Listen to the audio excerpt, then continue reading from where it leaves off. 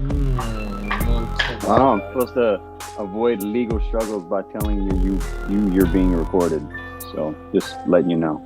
Okay. Skype just informed me to tell you. Okay. Thank you, Skype. Thank Man, you, I'm Jesse. dragging ass today. So Are you? yeah, man, I had Tuesday nights. We'll go Gotham TV. I did another kettlebell killer workout last night, and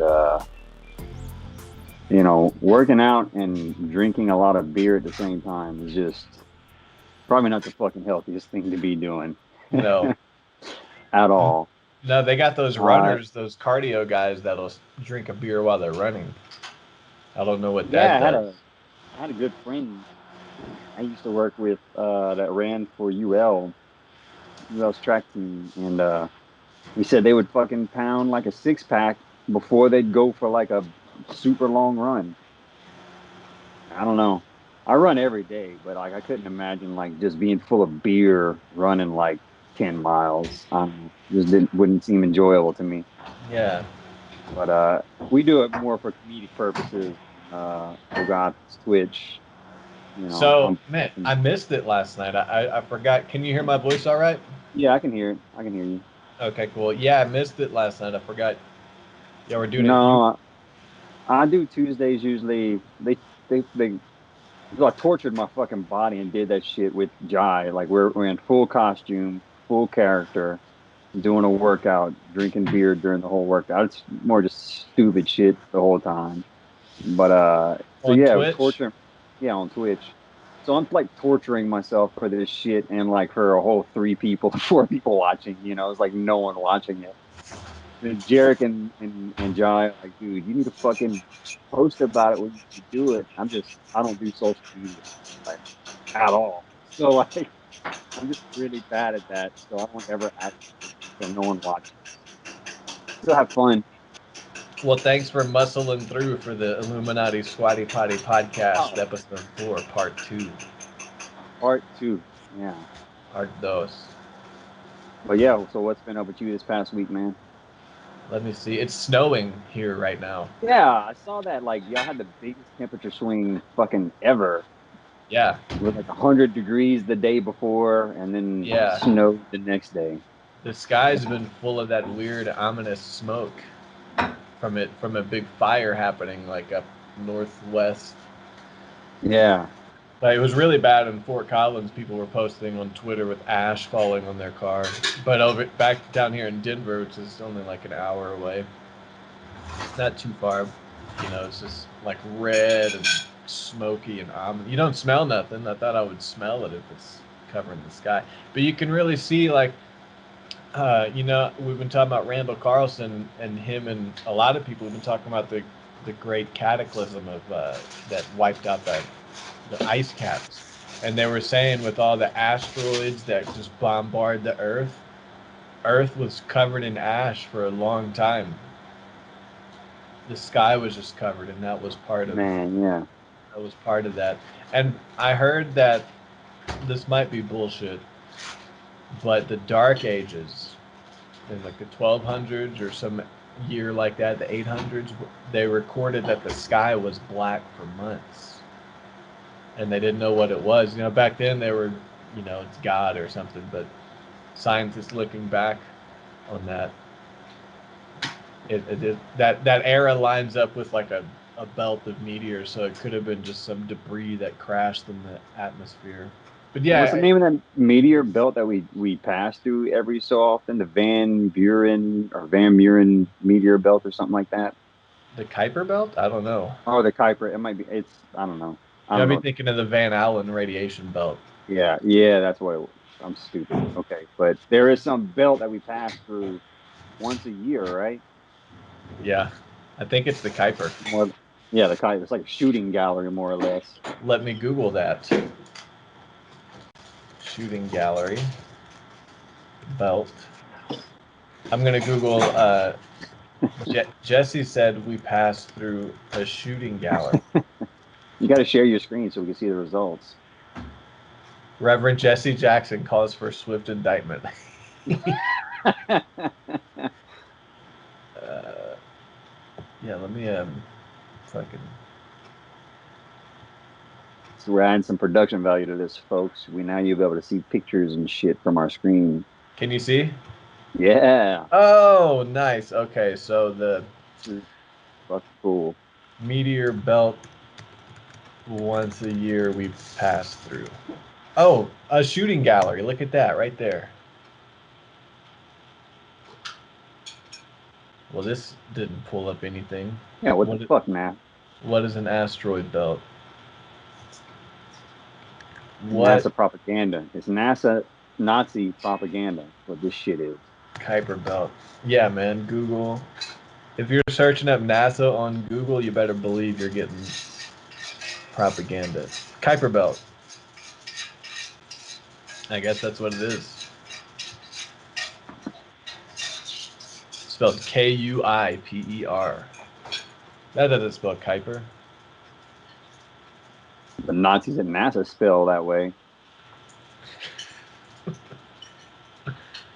Both Arakoth, recently visited by NASA's New Horizons mission, and Pluto are in the Kuiper belt, a donut-shaped region of icy bodies beyond the orbit of Neptune. There may be millions of these icy objects. Icy. Oh yeah, we're gonna get into this today about how asteroids may have brought the building blocks for life to Earth. I took some notes on that. That was not in Randall's DVD. Yeah, well, Randall mentions the cosmic spermatozoa. Yeah. So look at that right there. Similar to the asteroid belt, the Kuiper belt is a region of leftovers. So like, what's the asteroid belt? I thought the Kuiper belt was the asteroid belt. So I found this, the Taurids. Oh, the Taurids. Yeah, the Taurid meteor stream. Definitely. Taurids are an annual meteor shower associated with Comet Encke. Taurids are actually two separate showers with a southern and northern component. Southern Taurids originated from Comet Encke, while the northern Taurids originated from asteroid 2004 TG. That's a very creative asteroid name.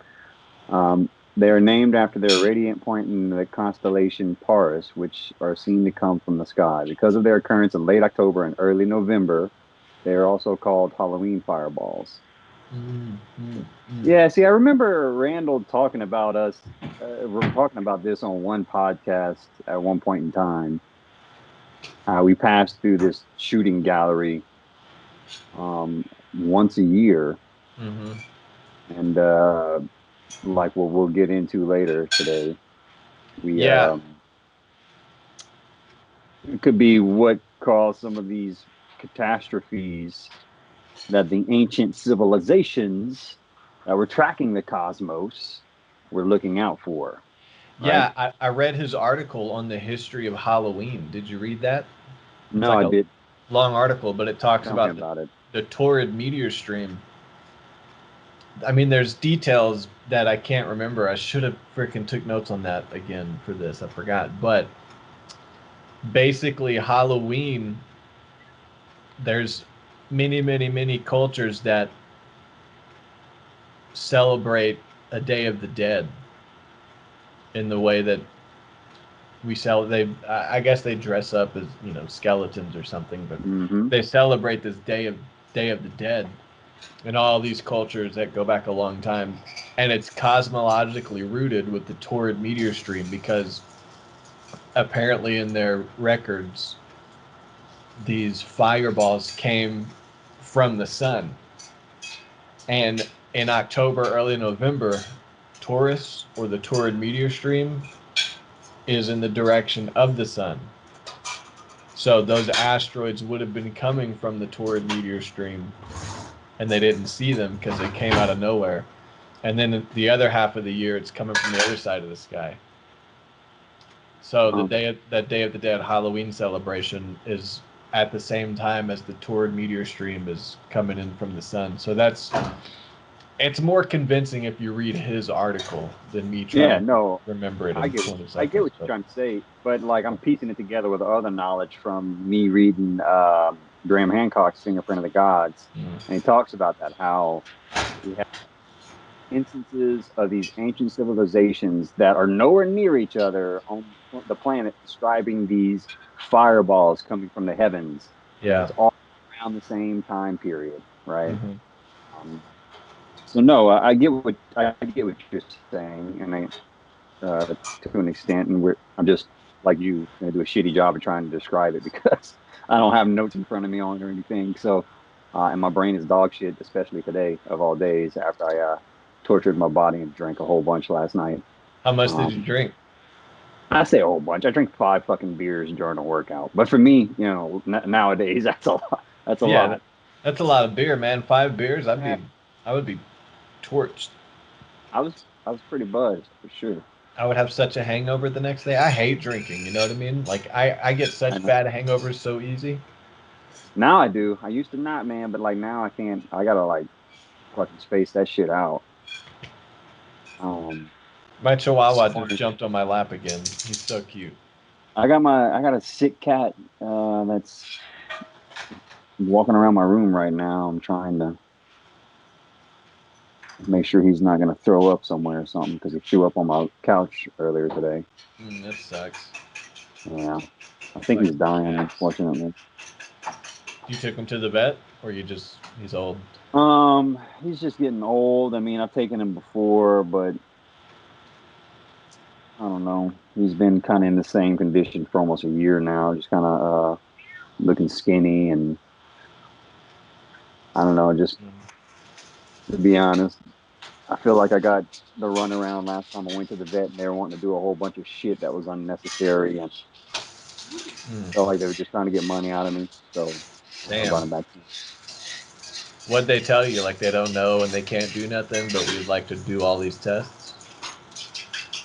Yeah, and I guess it might just be the vet that I went to too, because they did the same thing kind of with Belle. Like I just brought her in because she was chewing on like her butt area, and I didn't know what was going on, like it was fleas or if it was like a skin condition or something. So I brought her in and they did this blood work and they ended up finding all kind of shit, like saying that they thought she needed to get like dental extractions where they had to pull teeth out her mouth and shit. Like, what? I didn't bring her in for any of that. Like, I just want to fix the problem with her chewing on her hind legs so So she grows her fur back. did And they they ended think up if giving me medicine that helped with it for sure. But like, they were it ended up if I'd have did everything they wanted, it'd have been like $1,500. I'm like, no, I'm sorry. I'm gonna pay for the Brevector or whatever the medication, and if I notice that she does need that stuff, I don't see any dental problems with her or anything like that. Like I'm a pass. did they want to take her teeth out so that she Yeah, they wanted to do teeth doesn't extraction stuff. like just so she can't chew her hair out? Well, they were saying that she had hair that from her chewing, that she had hair that was stuck up in her gums. So like after I left, I just went and got some dental wipes and like cleaned out the inside of her mouth real good. I'm like, I think your teeth are fine. Yeah, can't they just floss her teeth at the vet? They said they need to do dental extraction. So Damn. I passed on that. Yeah, that's the opposite of the vet I went to with Chico. They called me and they were like, "Hey, he's dying. Did you want to put him down now?" I was like, "No, I'm gonna come pick him up first, at What least." the fuck, man? Yeah, that would have been so weird. Like on the phone, just like it's my car. Like, yeah, go ahead and put him down. Thanks. That's so crazy. Yeah, So crazy.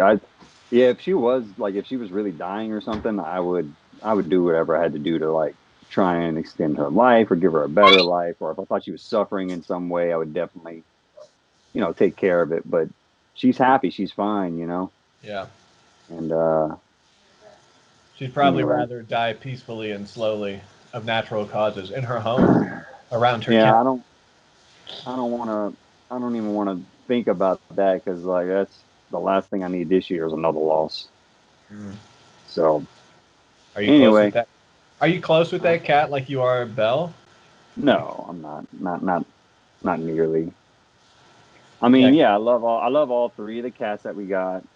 They're okay. I've gotten used to them. I used to hate them, but now you live with them for years, you get used to them and their personalities and stuff. And Hmm. but no, Belle's family. Yeah. Couldn't imagine not having her. So She just showed up, right? yeah, she just showed up at my door one day. We let her in, and been with us for since 2011. Wow. That's a long time, dude. Yeah, 9 years. 9 years. Who knows? I don't know how old she was before that. I mean, she was a puppy, I think. But Have you been listening to anything lately? Any bands or podcasts? I've been listening to a lot of like metal just to get my. I'm gonna be putting out a playlist for Gotham on Friday, I think. Or you Like can a follow, you can check it out on Spotify and like check out my metal playlist. So I've been a, putting that together. a playlist of Golgothan songs or of any No, just songs? just just a bunch of different songs, like metal songs that I've accumulated in my library over the years. So I'm curating that right now. So that's mostly what I've been doing. Cool. Uh, Going through my library of music and picking songs to add to my Spotify playlist. I was checking out Spotify. I got access to the artist profile, so I was able to change the pictures, the two pictures and stuff. Mhm. So that was really cool.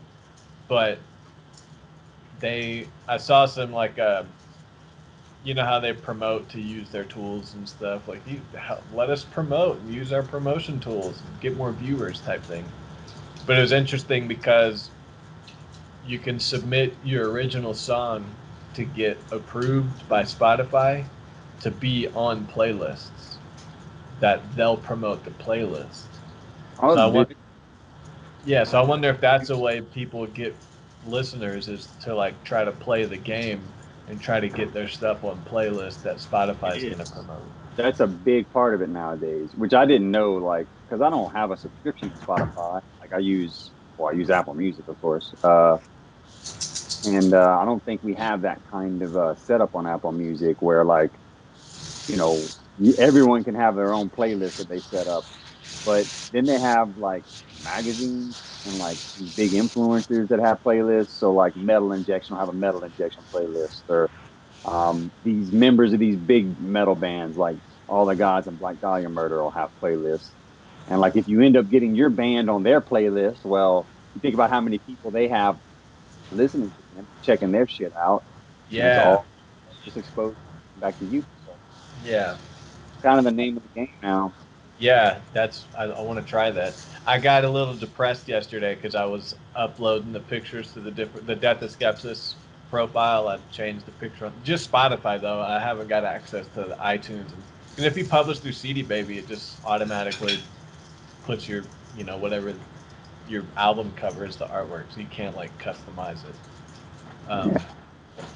But like all of the projects I've published, 0 monthly listeners, like 3 subscribers. It's like But damn, it's like that for every band. I damn. mean, it's hard to get. It's hard, bro. Yeah, super hard. And we got a little bit of. I don't even know. I'd have to ask Jai or Jarek like what kind of shit we get in Go Gotham. I'm sure we have a few monthly listeners and stuff, but Are y'all on Spotify or just Bandcamp? we're on everything. We're on Spotify. We're on Apple Music. We have our entire discography up. Okay. It's like 25 songs, 30 songs, something like Yeah, that. because y'all only promote the Bandcamp though, right? For years we have only promoted the Bandcamp because that's all we had. But I think just this past year we did the CD the CD baby to get access to all those streaming accounts. Yeah, that's cool. I don't know what's better, CD Baby or DistroKid, because DistroKid is cheap and you get it all up there, but CD Baby, that one purchase does everything forever. DistroKid, if you want your CD to stay up forever after you cancel your membership, you have to pay $50. So they put a paywall between the stuff that already is in CD Baby. So I've been like wondering which one to do. Uh, I'll ask John see what we use for Golgothan. I don't think we pay like a membership for it or nothing. Yeah. CD Baby, then no, you do like a one-time purchase. We probably did that. Just used the band money to fund it. Yeah, I'd like to be able to fully own it, get my track, embed the IRSC code, copyright it, and like not have to use CD Baby. And not that it's wrong, but I don't know, just feels weird needing other corporations to have a chance in life, like needing Twitter and DistroKid to have a chance, with my livelihood as an artist. That just feels Yeah, weird. it does feel weird. Feels weird. Another gate. I said just another gatekeeper. Like we need less Gatekeeper. gatekeepers with Yeah. less. We need less gatekeepers with this type of shit. Yeah. Yeah. So, well, I don't know how to do it without it though. So I wish I had some advice for you. Yeah, I don't know how to do it either.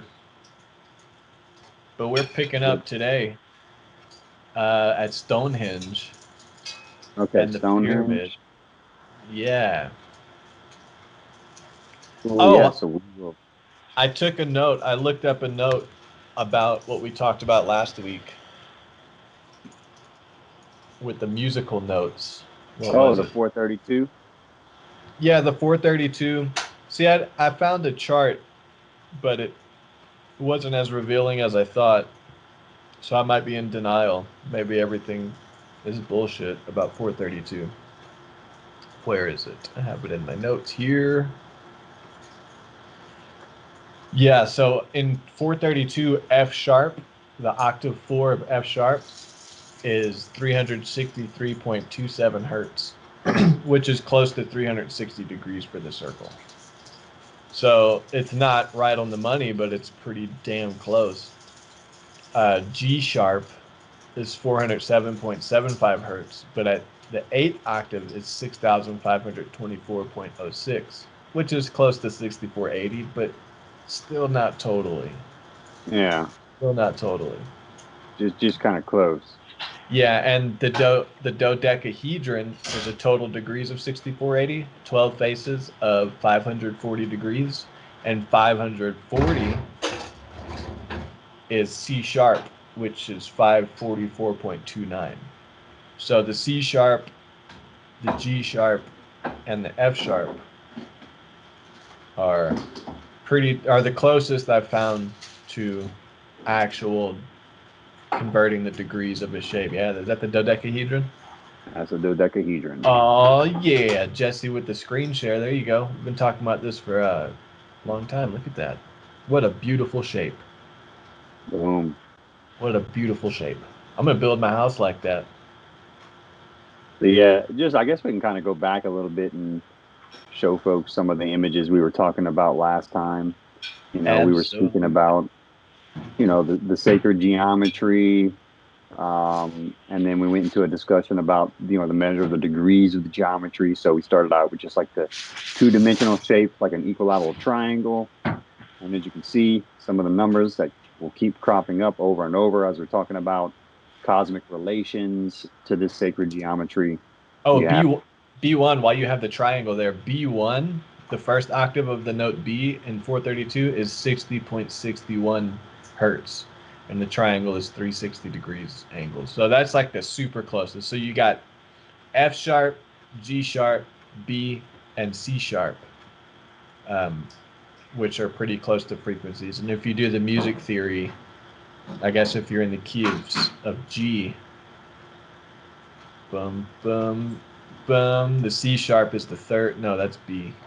Yeah, I don't know, but can make a key with those notes. Oh, you it'd trying be F, the key of F sharp. So F sharp is 1, and then G sharp is 2, the first and second.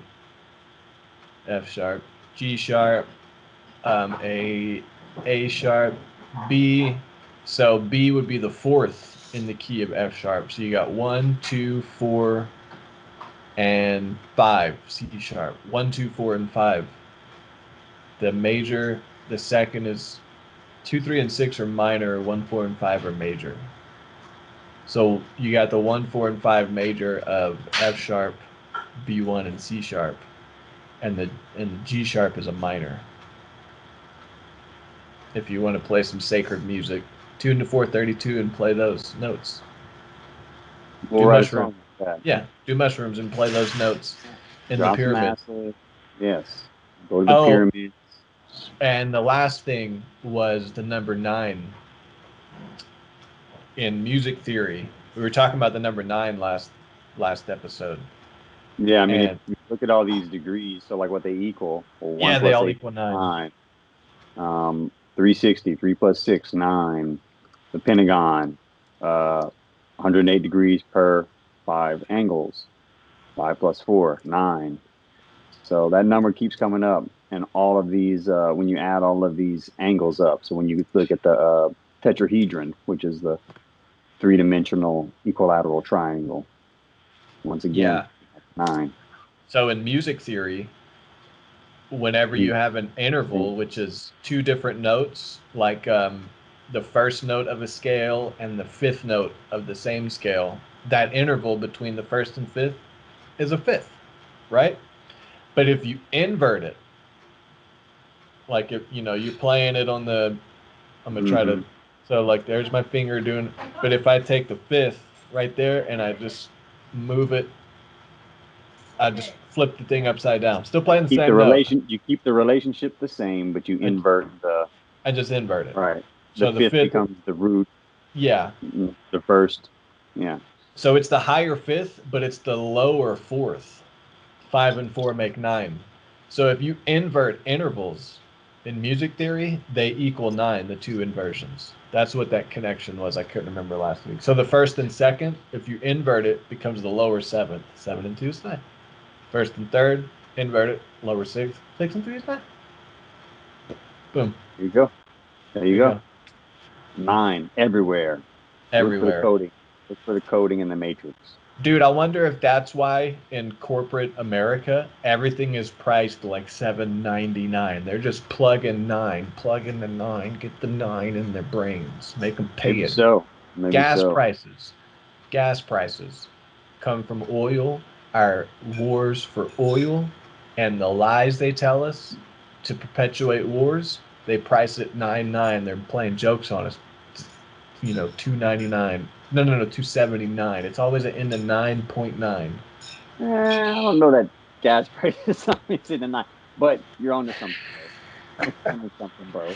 Dude, gas prices are sacred. It's black magic. It's sacred.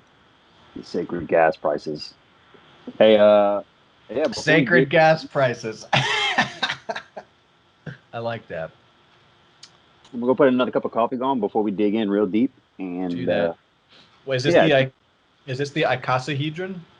that is the icosahedron. 3,600 degrees connected to 20 different vertices, each measuring 180 degrees at the ankle. Yeah, so that's the dual of the dodecahedron. This fits inside the dodecahedron. Yep. 3,600 is about the Sumerian great year of 360. So the icosahedron and the Sumerian great year fit inside the dodecahedron or the great year. Trying to make connections here. No, I got you. Yeah. Keep going, bro. All right. I've drained myself. I have no more. The gas price, the sacred gas prices was. That's where this episode's going. All right, Dude, we have the star tetrahedron. that's the Merkaba. That's the Star of David and the Merkaba. Yeah, is that what a Star of David shaped like? Yeah, if you 3-dimensionalize it. Let's see. Oh, fact checking me live on air. Boom. Can you find? For sure. Search up Merkaba. A Merkaba is the 3D version of the Star of David. Merkaba.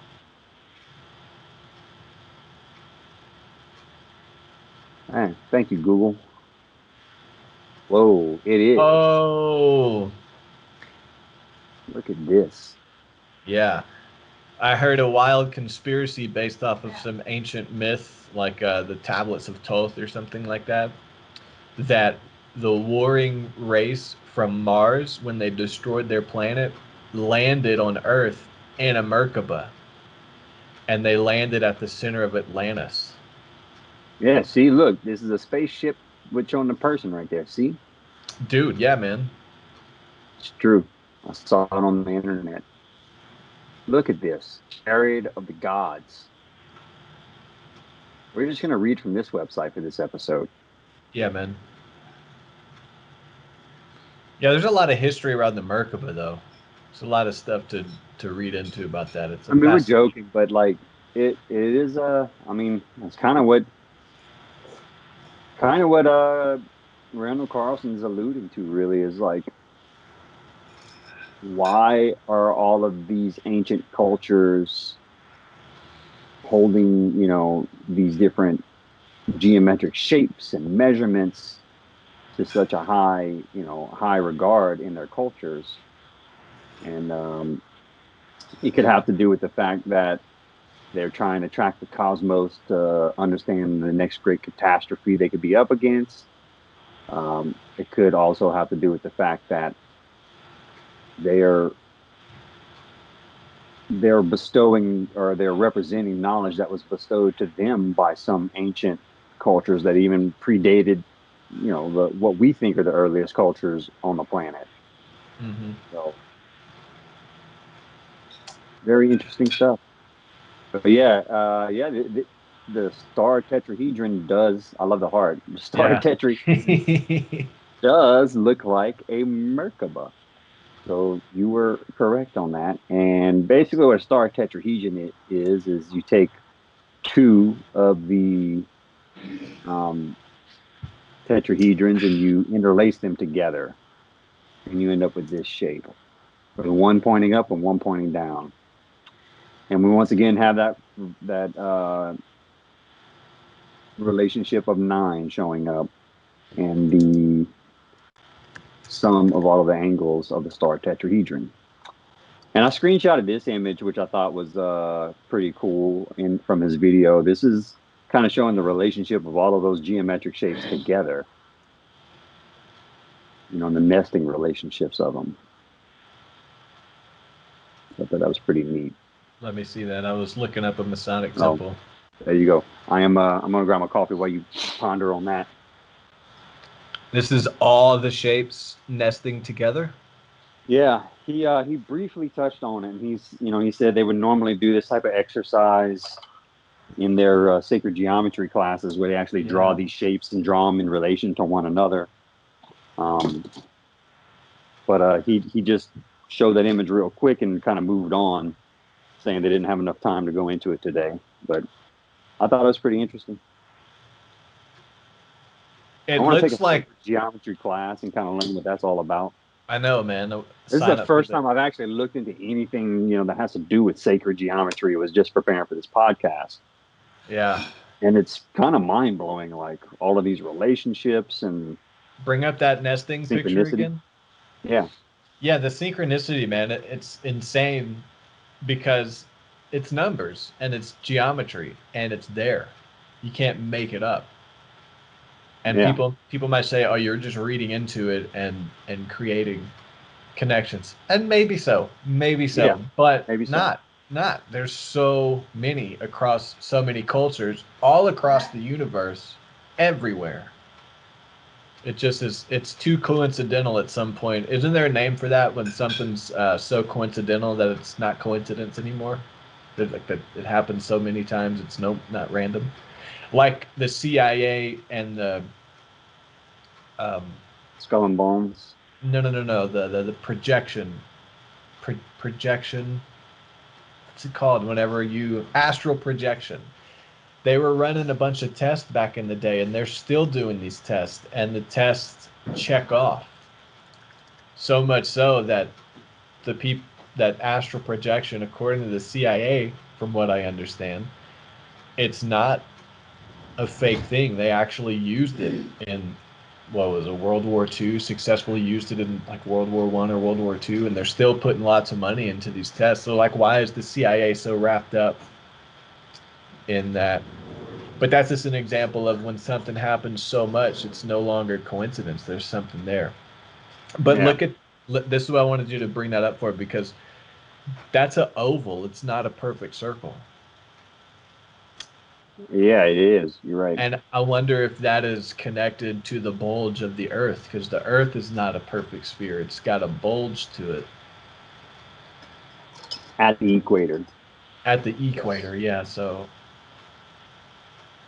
that would actually, this is like the Earth turned sideways, He like top. talks about the squaring of the circle in the Mhm. second half of the lecture, like hours 3 and 4 in the lecture. And I think this image could kind of refer to that because it was a classic problem in geometry, from what he's saying. Because the tools for geometry were the compass and the straight edge, and they didn't believe you could.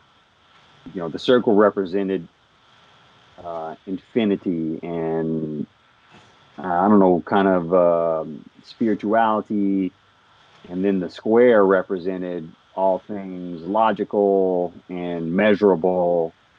And so trying to get trying to square a circle was a classic problem that they couldn't, they struggled to figure out with the tools that they had available to them for classic geometry. Then when you take the we'll get into this here in a minute, but when you look at the pyramids and things like that, it actually lends itself to the solving that problem of squaring of a circle and getting the measurements of that square within a super high degree of accuracy of a circle.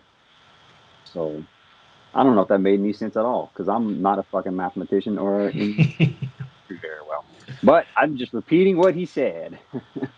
No, it does make sense. I just want to recap and make sure I understand the squaring. I know what you're talking about, but the squaring of the circle is trying to make the circle have the same surface area as a square, Yeah, let's see what Google says. basically. Squaring the circle is a problem proposed by ancient geometry. It is the challenge of constructing a square with the same area as a given circle by using only a finite number of steps with a compass and a straight edge. The expression squaring of the circle is sometimes used as a metaphor for trying to do the impossible. But somehow, these ancient cultures that didn't have the modern tools and knowledge that we have today solve that problem. So Hmm. And they manifested it in the building of their megaliths. I think the pyramids manifest that. I forget how in detail. I hope I have those notes. But the pyramid is a model of the northern hemisphere of the Earth at 43,200, 1 to 43,200 scale. if I have all that down here. And I think they squared the circle of the Earth and the like the square of the pyramid. It's just not a square. The Earth has that bulge, so it's not a Hmm. perfect circle, and the pyramid reflects that lack of imperfection. It's not a perfect square at the base, and it's not a perfect triangle. It matches the bulge of the Earth, so it's offset just a little bit. And I think they squared that circle. Could be wrong.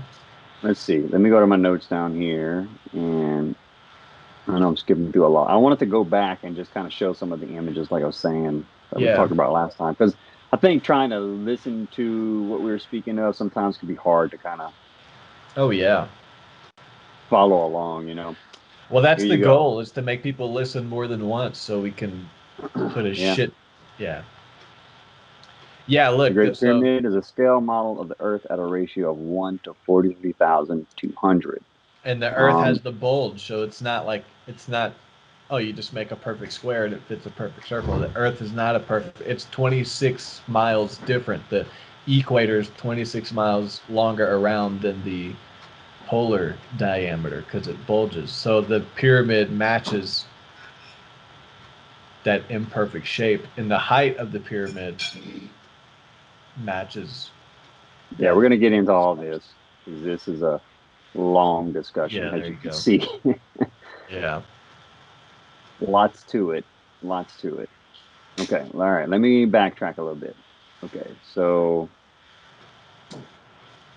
we talked a bit about last episode. We talked about the precessional cycle of the great year, which is 25,920 years, and how the Earth has a hourglass like motion that it goes through. We have the motion where it spins on its axis for our days. It goes around the sun for our years, and then it has that wobble that you're talking about. And this image illustrates that wobble. As you see the two circles right here, the Earth wobbles like in an hourglass motion along along that these two circles you see above and below the Earth right there. And these symbols you see on the outer edge are the zodiac signs, which, if you were an ancient culture trying to track um, the motion of the Earth with the limited tools you had available to you, it would be kind of difficult to take into account that wobble, but somehow they did. Somehow. Somehow.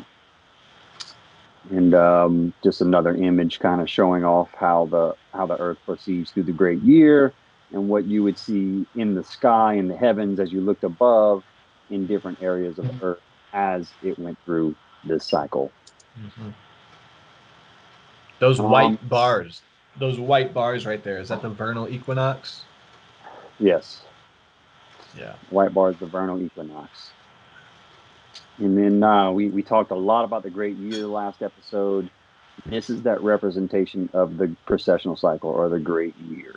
Yeah, we're at the Uh, bottom we're left. we're right here, right now, Yeah. and we're going into the age of Aquarius.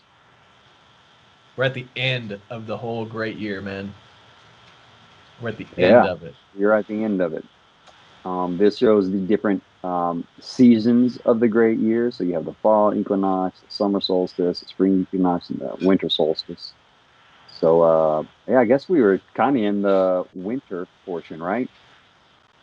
Yeah, but I Kind of. like how that also scales down to our regular year, our vernal equinox, as we go around the sun and the earth is spinning, we enter into those same solstice points. Hmm. So it's a fractal nature. It has a fractal nature.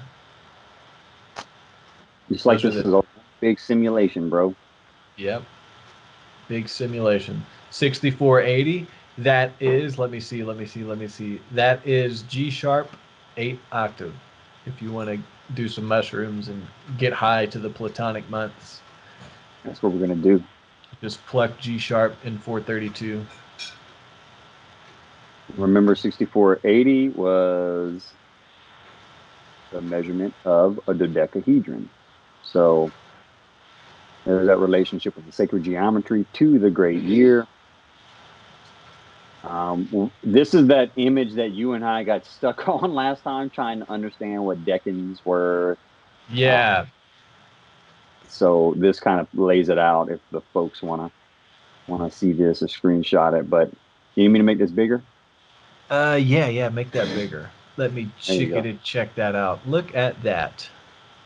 One decan, 10 days. Duration in the Platonic cycle is the great year. The Platonic cycle. Duration in the annual cycle of the sacred year. Okay, that's how they're connected. The sacred year is our time, and the Platonic year cycle is the Zodiac great Yep. year cycle. And they have, and then you have your associated sacred geometric shape. Yeah, Right. thank you to Randall Carlson for being alive and doing this great work because this is fascinating. It really is, man. Like, wish more people, we have more experts to kind of source some of this information from in this field. But unfortunately, um, only now are people starting to acknowledge the fact that all these things he's been stating, these relationships that he and Graham Hancock have been pointing out for years, is starting to come out as are being accepted by the mainstream academic community. Mm-hmm.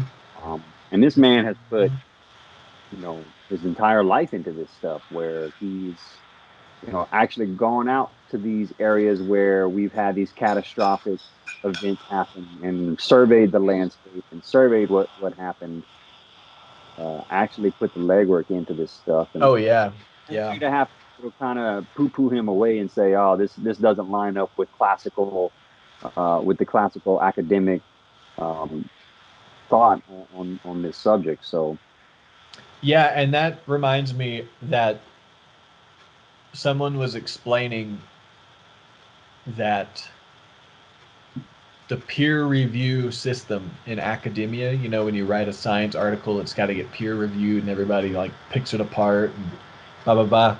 Like that's helpful, right? Obviously to sure, fact check probably stuff. But necessary. well, what they were saying is it lends into the idea that the mainstream system is trying to squash truth because the peer review system, according to this person, I forgot who it was, but they were like a doctorate.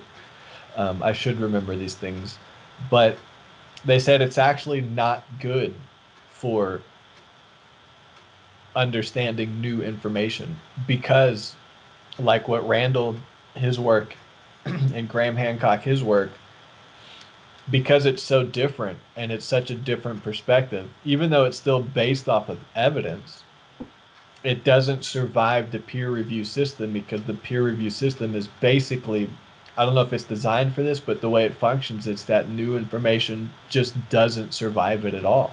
It's never going to, because you've got all these traditional academic scholars picking apart these new perspectives that if they were to push these new perspectives, they'd be fired. They'd lose their job. They'd lose funding. So the peer review system is like a two-edged sword that keeps, fact checks what's already known, but it really keeps out new information that is uncovering, like this, or like Gobekli Tepe, somebody writes about it, and it doesn't survive the peer review system because it just shits all over it because it doesn't match what's already. It's like this perpetual, Right. Well, this it's perpetual system. whoever is getting the current funding for their hypothesis for however old our Earth is, and the studies that they are partaking. There's obviously going to be some resistance there, right? Because you're saying that they're wrong, right? You're saying that these other academics are wrong, and Yeah. they don't have their. So yeah, I get it, and I probably a lot of it has to do with funding and money, if I had to guess. 'Cause Yeah. that's what ends up being the cause of a lot of these fucking problems that we have. Yeah, and it's weird because you see these scientific articles or these new this and this new that, and you got to wonder who's funding this because there was some science about chemicals in baby lotion that it's all good, but it was funded by Johnson and Johnson, for example, the Yeah, science. And the sugar science, the false sugar science of the that's 50s was funded by the sugar companies and the people who were going to benefit off of it. The that was the biggest bullshit, yeah, fucking myth ever. and the bullshit cigarette science. They were trying to say that cigarettes are good for you back in the day when it first came out. It was funded by major cigarette companies. So in the college world, who are the people that are funding the money and keeping the narratives along these paths? And it's not to say those, what the colleges teach isn't true, but it's to say that most of the time it's as true as the stuff they don't allow. Like archaeology, what with the pyramids, they sum it up as tombs and blah, blah, blah, this and that. And that's as true, if not less true, because there's no evidence for it, than all the alternative theories of the Yeah. pyramids. An alternative theory that we're talking about is the fact that the pyramids were built as a literal model of the Earth on a cosmic system. Mm-hmm. And there's more functions of the pyramids. I'm reading a book on it right now. But like, when you look into the pyramids, there's so much to extrapolate from it. There's it being a model of the Earth, the northern hemisphere. There's it encompassing pi and the golden ratio. There's it being an electromagnetic battery. There's it facing the constellation of Orion. There's the three pyramids make the constellation of Orion on the ground. They like Yeah. there's so like there's so much. It's not just one thing about the pyramids. It's like a whole detailed encyclopedia of sacred geometry just embedded in these monuments. And then on the surface, you go to college or watch the History Channel. It's like, oh, there were tombs and stuff like this. Yeah, and they leave it at that. Yeah, really reductive. And the weird thing is, the shows on History Channel, the mainstream shows that talk about these things, they they make it kind of wacky so you don't want to believe it. Like Ancient Aliens, they cover real mysteries, but all these wacky scientists will complete the circle and they'll say, oh, it was aliens. And that's when you dismiss it. And that's when you call it bullshit, because real scientists, they don't make those strong conclusions because they know the evidence isn't there. So like those mainstream shows, they give you the mystery and then they poo-poo it by making that ridiculous conclusion that a real academic wouldn't. Right. You know what I'm saying? Yeah, I know exactly what you're saying. And that's how they put the information in front of the masses. But also, what's the word I'm looking for? They put the information out there, but people just gloss right over it because it's kind of wacky. Yep. What do they call that? There's a word for it. Poisoning the well? No, there's a word for it. I was thinking of that they use for different conspiracies where they misdirect you or put information out there to misdirect you, I don't know.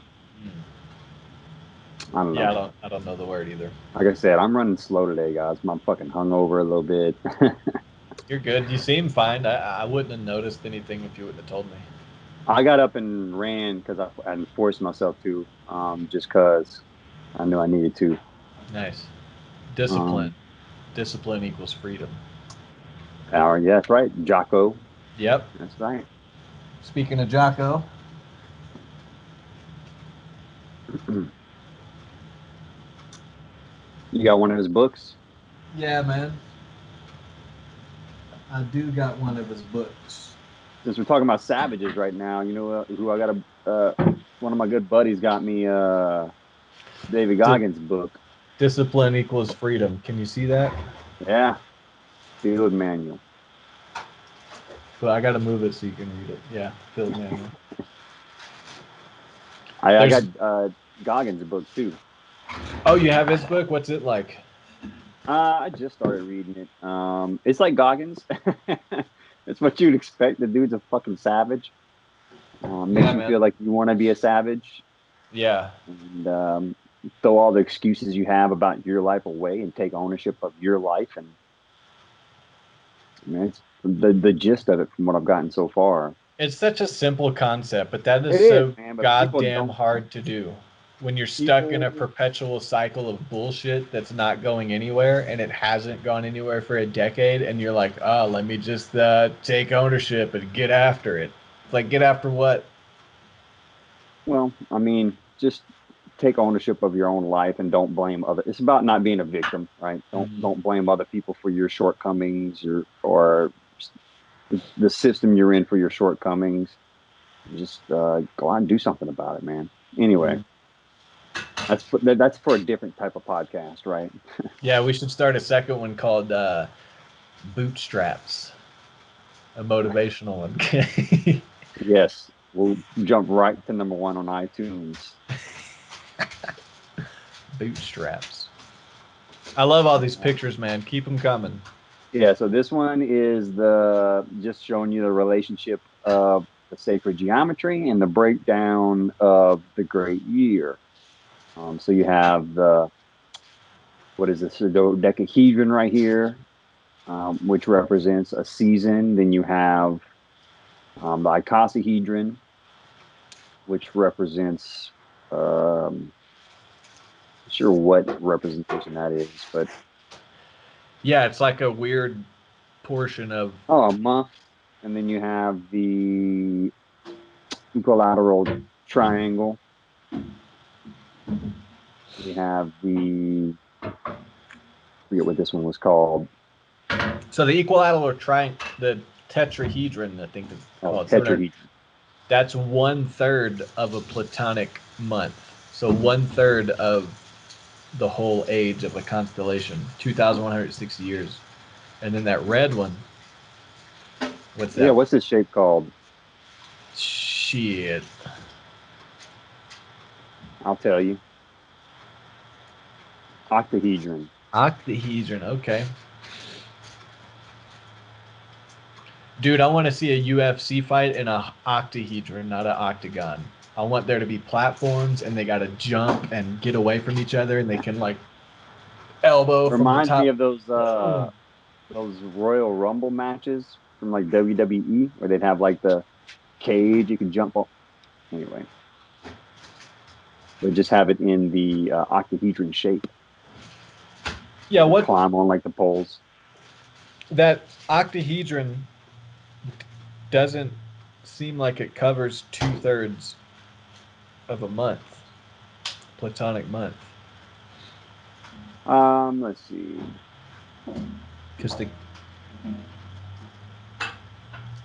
All right, so this is the relationship. Octahedron is 2 decans. So in the Platonic cycle represents 1,440 years. I don't know, what's 25,920 divided by 1440?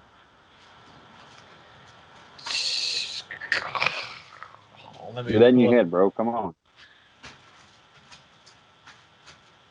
Pull up my calculator. Shit. 18. Oh, it's 18? Mm-hmm. Okay. Excuse me, ma'am. Can I have a refill of coffee, please? Excuse me, ma'am. Excuse me, ma'am. Can I have a refill of coffee? Dude, your wife's gonna fucking stab you. Oh my god. Okay, go ahead. All right. Yeah, I don't know what that means. Yeah, I don't know why he highlighted this 2 decans. Because that's the Sumerian great year of our year of 360 days with the 5 days extra. 1 decan is 720 years of the Platonic cycle, or 10 days of our year, or 10 degrees of the ecliptic from Earth, the vernal equinox. 2 decans, kapum kap. 36. 3 decans is a cube. See, what confuses me is the sorrow cycle, 3,600 years, 50 days. Why it jumps to 50 days. Like, what happened to 40? Right. 40 decans. But then it skips to 90 and then to 360. But I guess that's based off the Sumerians. Maybe those are their measurements for whatever reason, and he's just summarizing there. I mean, I know he's basically talking also about like the measurements of different angles on this great year cycle, right? Because you have the 10 degrees is the 1 decan, 20 degrees is 2 decans, 30 degrees is 3 decans. But you're right. I don't know why he skips from 30 to 60.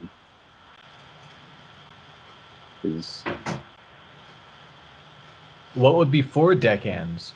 4 times 720 is 0.82880. 2,880.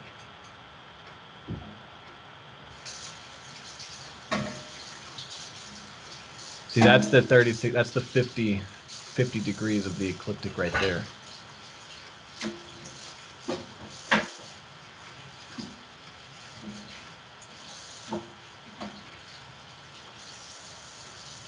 Anyway, we can move on because we're not understanding.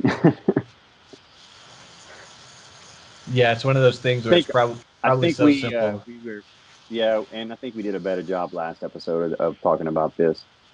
And I have a Yeah. little bit of notes right here about it, like what it's just kind of reiterating what this table's talking about. Yeah, this refreshing is really a visual thing because you have pictures. So if you're listening, Just go you know, listen to the last episode, and then you can look at the pictures from this one. There you go. yeah. 3 platonic months equals 2,160 hours or 129,600 minutes.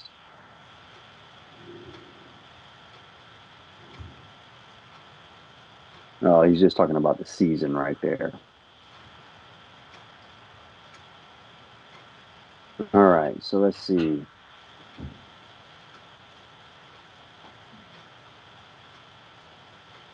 These images we're talking about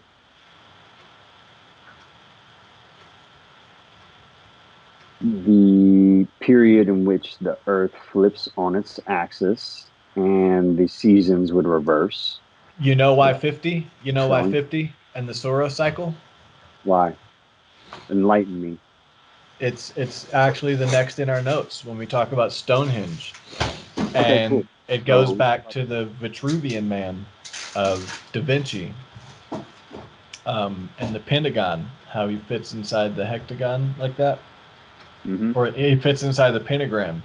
So the man inside the pentagram, and the center of the pentagram is the pentagon, and the Sumerian sorrow cycle of that 50 years. All of that is about 5 and 50. Let me read this here.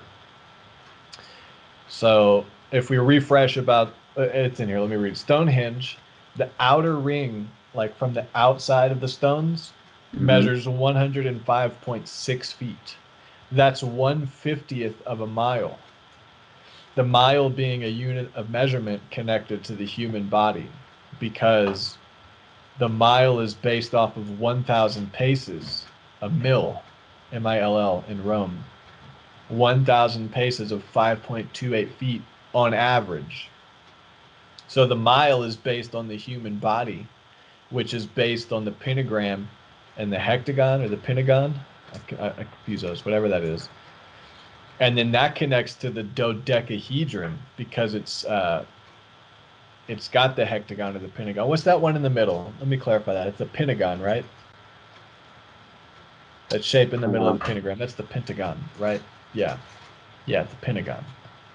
it's pentagon or pentagram, but yeah. The pentagram is the whole star. The pentagon is the center shape. Are you talking about this right here? Yeah, the center of the pentagram, not the Is that points. Yeah, is just the that you're talking center about shape. this right here? Yeah, that's the pentagon. That is a pentagon. Yes. Yeah, and then so the pentagon. Oh, look, you got the Vitruvian Man behind it. Perfect. Yeah, that's beautiful. Yeah. So that's how the human body, five fingers, 5 toes, um, represents fucking 1/50th of a mile. Stonehenge, outer ring, 105.6 feet, 1/50th of a mile. The pentagon in the middle has 5 sides. Um, Measurement, manifestation of the sacred geometry of human body. Yeah, so all that symbology is bundled up in a pentagram and a pentagon and Stonehenge. Yeah, Stonehenge has a bunch of representations, like it represents a lot of things.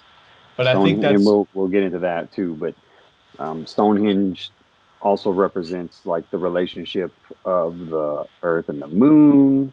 If you look at the yes, yes. measurements, it And you have pictures of that, right? Because that's going to be hard to explain without a picture. um I don't know if I have it in these notes.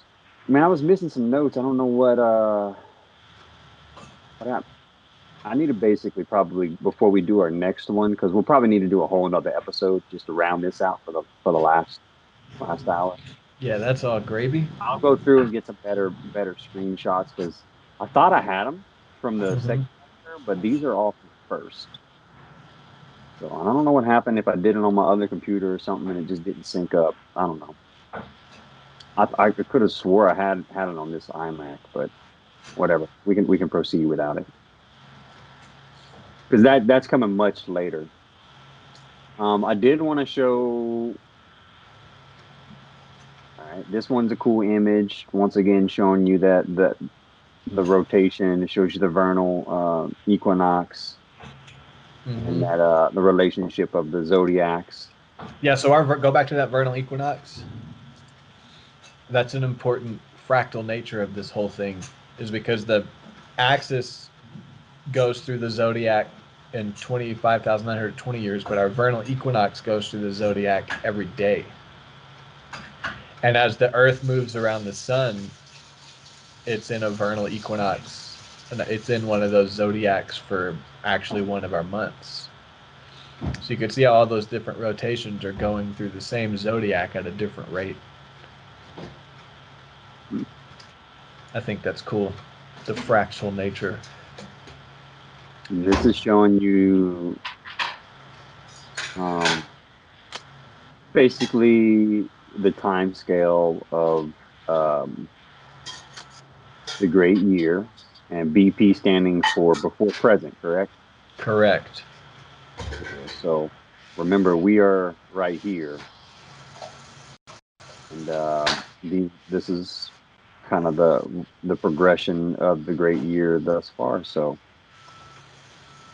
we have some images to kind of highlight Yes, that's how Stonehenge. the It's lining up with the equinox, the vernal. right. What's the solstice? The solstice. It lines up perfectly with the winter and summer solstice, and And that's a look at when this was built, 3000 to 2000 BC. yeah. Those are huge So stones, and they were taken from huge like miles stones. away. How did, how did they have this knowledge of the cosmos to line these massive megalithic structures up? There's a It's lot of people who Ang- will be Angkor Wat. they'll be reductive and dismissive. I was talking to one guy randomly at a dog park. I just couldn't help myself. I had to bring up the pyramids with him. And he was like, I used to survey land, and you can do that pretty easy. And you can survey a square. But he's Sure. totally missing. People reduce and dismiss, and they totally miss. This is cosmologically super accurate with stuff we still can't even figure out how to move today. And it's absolutely perfect. And it's not just like, oh, look, there's the sun, let's line it up. It's to the T of the solstice, summer and winter, which are specifics about space and our position in the universe. There's just a lot more precious details surrounding the sun being on top of this pillar right there. Look at that Angkor Wat. This is like perfect, Yeah, how do you do that as a hunter gatherer society with no brains? I like how we just reducing like they're all stupid just because they're from an ancient civilization. Yeah, But yeah. Like if they you just give didn't have the technology, though. They didn't have the satellites. They didn't have the even the telescopes and all the stuff that we have nowadays to study yeah, but even this. even their measurement of the Earth, I think we're getting to that in these notes. I know I have Hmm. notes. The Yep. measurements of the Earth and the distance around that they had back in the ancients, it, super, super, super, super close. Within like a decimal or something of what our satellites record today. Hmm. So they didn't have satellites in it, but they got all the same measurements we couldn't get until we did have satellites. This is once again illustrating kind of this is showing how we're going around the Great Wheel. And for the last 2,160 years, the vernal equinox has been transiting the constellation of Pisces. And it's moving out of the star constellation of Pisces into the star constellation of Aquarius. Aquarius.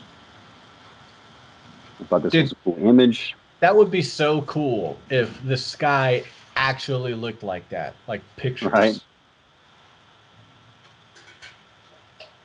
This is March 20th of 2012. The vernal equinox is rising. The sun is rising in Pisces, as we can see. And then by March 22nd, 3,333, the vernal equinox will be rising in Aries. I mean, the sun will be rising in Aries. Aquarius. Yeah, Aquarius. Whoops. So we And still then, got a so lot of basically, time. We still got like at least 1,000 years before the world yeah, actually ends. yeah, we'll be dead. Yes. Or Yeah, maybe we'll be. not. Maybe not. Maybe my brain will be uploaded into this iMac by that time, and we'll be talking about this shit still. Maybe they'll come up with a humane version of adrenochrome that doesn't involve baby's blood. You know, they make it out of,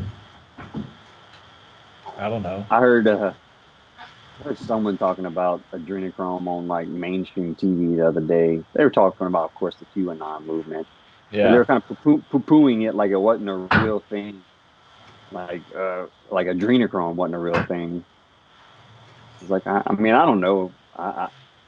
Once again, I'm an idiot, but Well, it is a real thing it, in ancient I know it's a cultures. real thing, Like and the sun worship of Baal, they sacrificed babies. That was part of the worship. That was part of the practice of that occult religion of Baal and ancient Mesopotamia and all those weird old religions was cannibalism, child sacrifice, and then a third thing, the worship of the sun or something.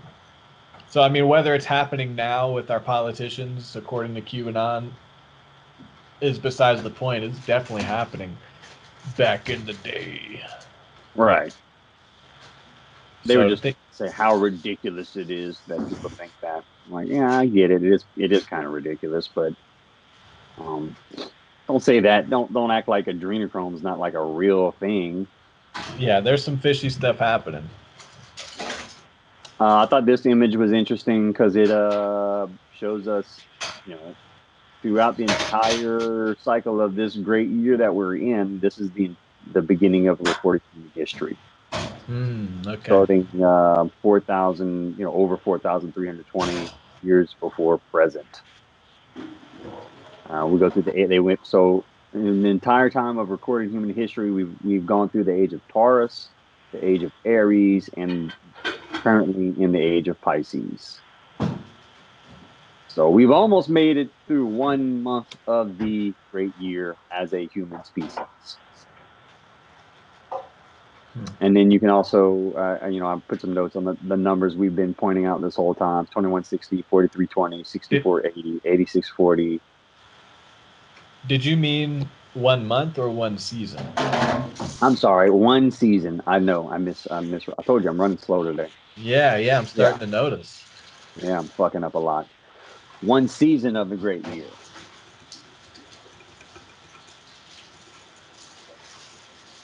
Dude, And I hope after death we go to like some astral plane where we just know everything and there is no time because I want to be able to sit and watch all the great year unfold.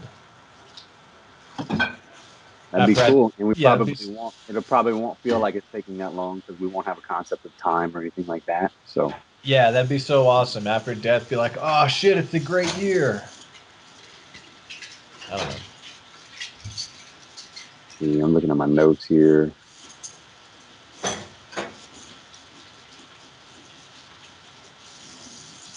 And I think this is just, I don't know why I was pointing that out. And then once again, pulling up sacred numbers embedded in time.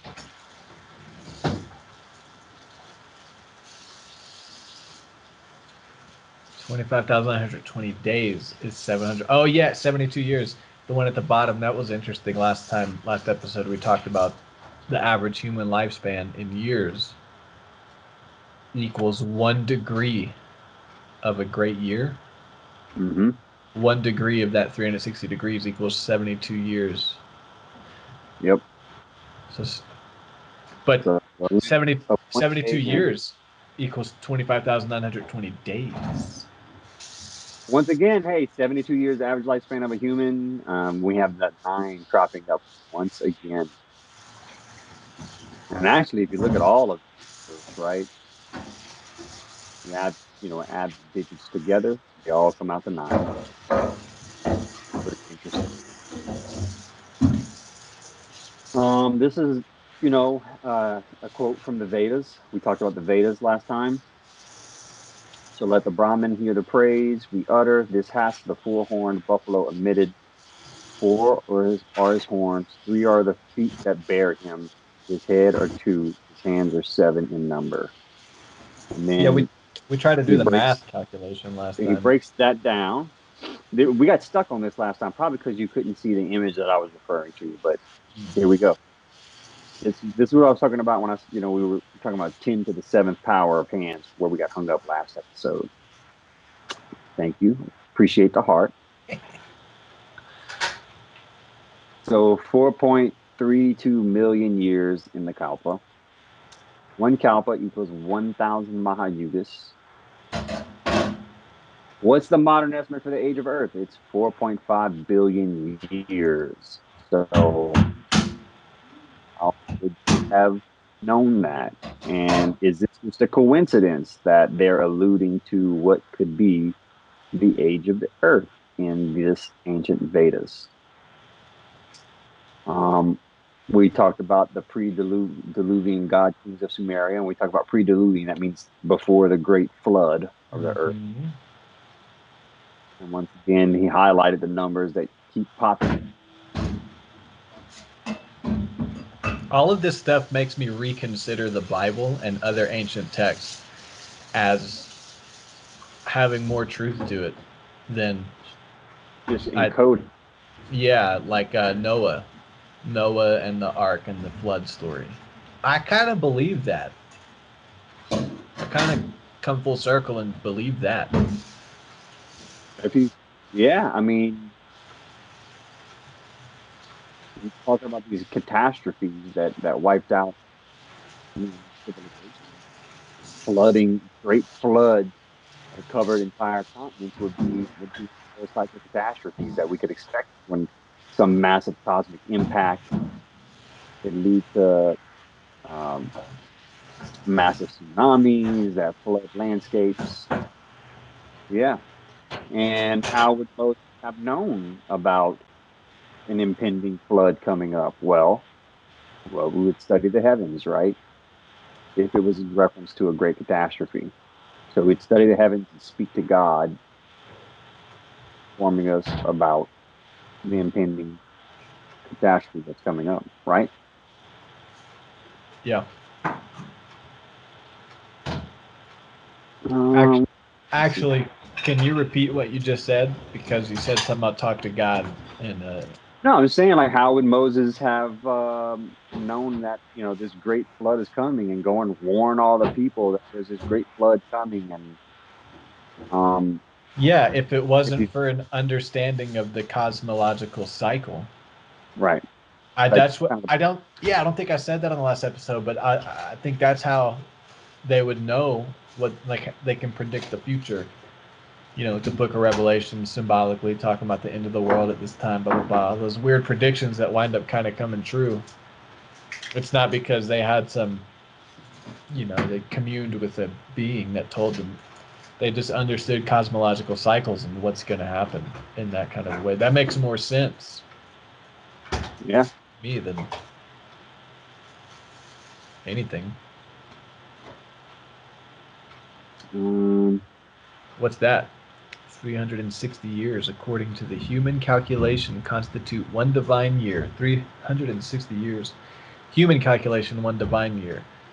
Wise people know that there are four yugas in Bharat Tavarsa. We talked about that. The first one is Krita, Treta, Dwapara, and Kali.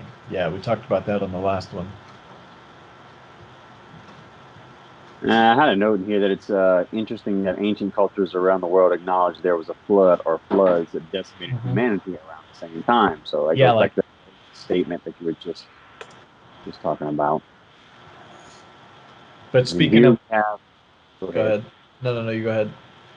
No, I was just going to say, here we have the tabulation of the Vedic ages.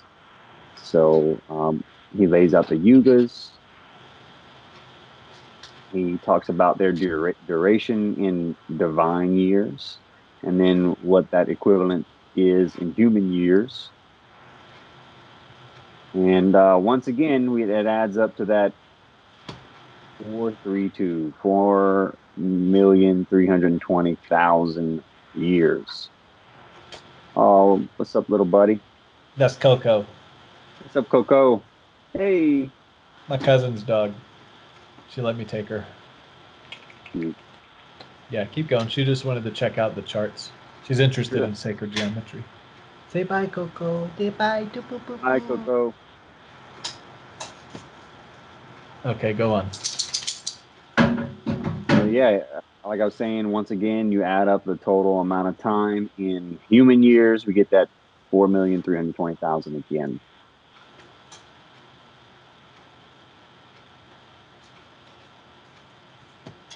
Let's see, I put that one Vedic year is 36 human years. The the Maya Yuga is 10 times longer than the Kali Yuga. 432,000. The Kali Yuga is the same number of total years the Sumerians listed for their years in reign for their kings.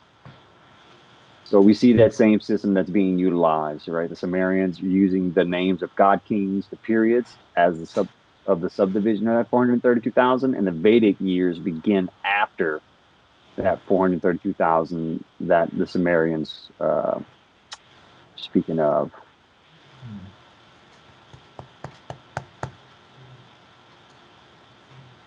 All right, and then we have the Mayans, the Mayan world ages. This is close to where we wrapped up last time. Yeah, that's actually right where we wrapped up last time. The one Bakhtun is the length of 20 Khatun, which So is 144,000 days. there's that number again. So they measure it in days. You see the same numbers cropping up over and over along all these ancient cultures. This I thought Yeah, was really interesting. this is that picture we were talking So about. this is a picture of Jesus Christ. If I had just come across this, I wouldn't really think much of it, but it's a representation of the great year. Yeah, those Yeah. figures are the astrological zodiac signs, whatever they are. Correct. Yep. Of the great year. So They're like every four. Can you go back to that other picture and this one, no of the it's further back of the actual okay, yeah. great year, the seasons. And we can yeah, so those four, northeast, south, and west, are the four that are depicted around Jesus, right? The bull, the lion, what's that? Um The bull, Taurus scorpion, the man.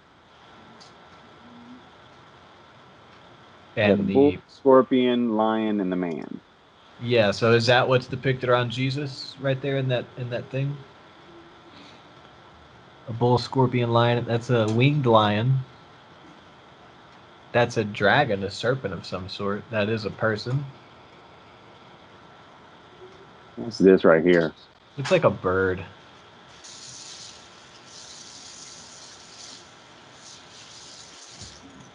Hmm.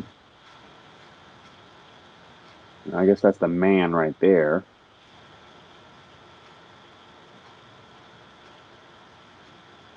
Whatever it is, it's supposed to. Oh, it was supposed to represent the four seasons of the great year.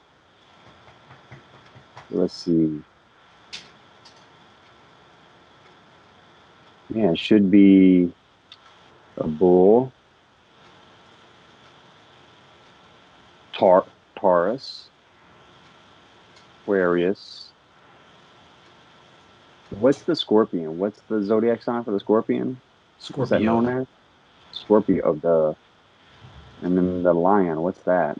Leo. So maybe there's different representations of. Yeah, they do use different representations in different cultures. Like the serpent will be a lizard or a dragon or some scaled figure, and then the lion will be a winged lion or some kind of cat. Oh, has okay. So Scorpio, most commonly represented by a scorpion, is your sign that has a few other animals associated with it, specifically the serpent, the eagle, and the Okay. phoenix. Yeah, the eagle is So what there we that. go. So we have the eagle represented there. Okay, so that's what it is. It's Yeah. just It's being represented by uh, through other cultures by a different animal, but still referring to the cycle of the great year. When you put an astronomical layout over all these ancient stuff, things start to make sense and fall into place. But the mainstream way of looking at it is not like that. Right. When you start to apply the star religion, as it's called, the star religion, or the sky clock, or the religion of the stars, to all these ancient things, things fall into place like they don't when, I don't want to say mainstream academics, because they're smart people that do good work, but Oh yeah, way smarter than me. I'm an idiot talking about this yeah, stuff. I just find yeah, it super interesting. So, all right. So then we talked about the relationship between the sacred geometry and man. yep, So the pentagon represents the golden section of geometry, and humans are the highest biological representation of this. yep, And then we're going to get into some more fun stuff. So, sacred numbers that are embedded in our solar system architecture. And we start off with the sun, right? So, he shows you the diameter of the sun is 864,000 miles, which means the radius is, guess what? 432 miles. Where have we seen that number come up? A whole lot. Thetas, we've seen it come up from the Sumerians, right? All as representation of these cosmological measurements. Um, and then we talk, he talked about the origin of the mile, which comes from the Latin word mil, which means 1,000, which was figured out by 1,000 paces, and that measured 5.28 feet in length. So the Romans used a mile. Stonehenge is 105.6, which is 1/50th of a mile. yep. That and several other numbers found in megalithic structures of ancient civilizations give us the indication that the mile was being used as far back as 4,000 years and is still in use today. So, if we were to transition to the metric system, we would lose something very profound in the imperial system that we are currently using today in the United States. Um, Once again, like we were talking about, like I was just talking about, that 432 comes up quite a bit in these ancient cultures. 432,000 years in the Kali Yuga, 864,000 years in the Dwarpa Yuga, um, and then 2,160 years is equal to one Platonic month. So, where does that 2160 come in? Well, the radius of the moon is 1,080 miles. What is the diameter if the radius is 1,080? Well, it's 2160. So that is the amount of years in one Platonic month. So and the same number of degrees that measure the cube. So there are several examples in Sumerian text describing an arc, and this refers to the cubing of the sphere, which in this case was the moon, symbolically known as arc. Let's see. Here we start getting into some measurements of the Earth. So Earth's polar diameter, using a satellite GRS 80, was measured at 7,899.789 miles. That's the polar diameter. The equatorial diameter, using the same satellite, is 7,926.365 miles. The diameter of the sphere with the same surface area as the Earth would be 7,920 miles. And the diameter taken through the Earth from the Tropic of Cancer to the Tropic of Capricorn is 7,920 miles. So when you look at Earth, we have a diameter of 7,920 miles. So we use 7,920 as a sacred number to represent Earth. If we took a perfect sphere that has the same surface area as the Earth and has its diameter would be 7,920, the radius is 3,960. And this will, as we go further, this will start tying together some of these ancient megalithic structures that we're talking about. Yeah. Hey, Uh, I'm gonna go pee, and I'm gonna cut this part out. And I'm back. And you're back. Welcome back. How's the pee? Dude, it was awesome. Just like last episode. Super That, solid. that means you really had to pee. That's good. Yeah, I was holding it patiently. Okay, so now we know some of the measurements of the Earth um, from that satellite we're talking about, the GRS 80. Hmm. We know kind of what to look for when we're like studying some of these ancient structures and ancient texts.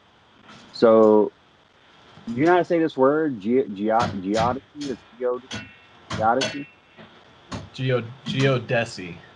Geodesy. No, So I'm kidding. this It's is the geodesy. determination. Geodesy. Okay, I'm stupid. I don't know. This is the determination of the size and the shape of the Earth. And it states that early in the 19th century, such knowledge was acquired by extensive land surveying over large tracts of the Earth's surface. Since the 70s, orbital satellites have provided the most accurate picture of the Earth's exact size and mass distribution.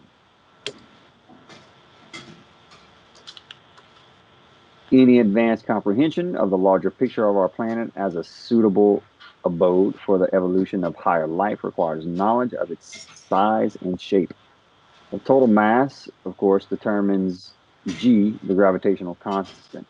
The equatorial bulge is an integral component of the forces acting to impos- impossible rotational and orbital stability on Earth as it wheels about the sun. The relevance of these two basic factors to the evolution of life cannot be underestimated.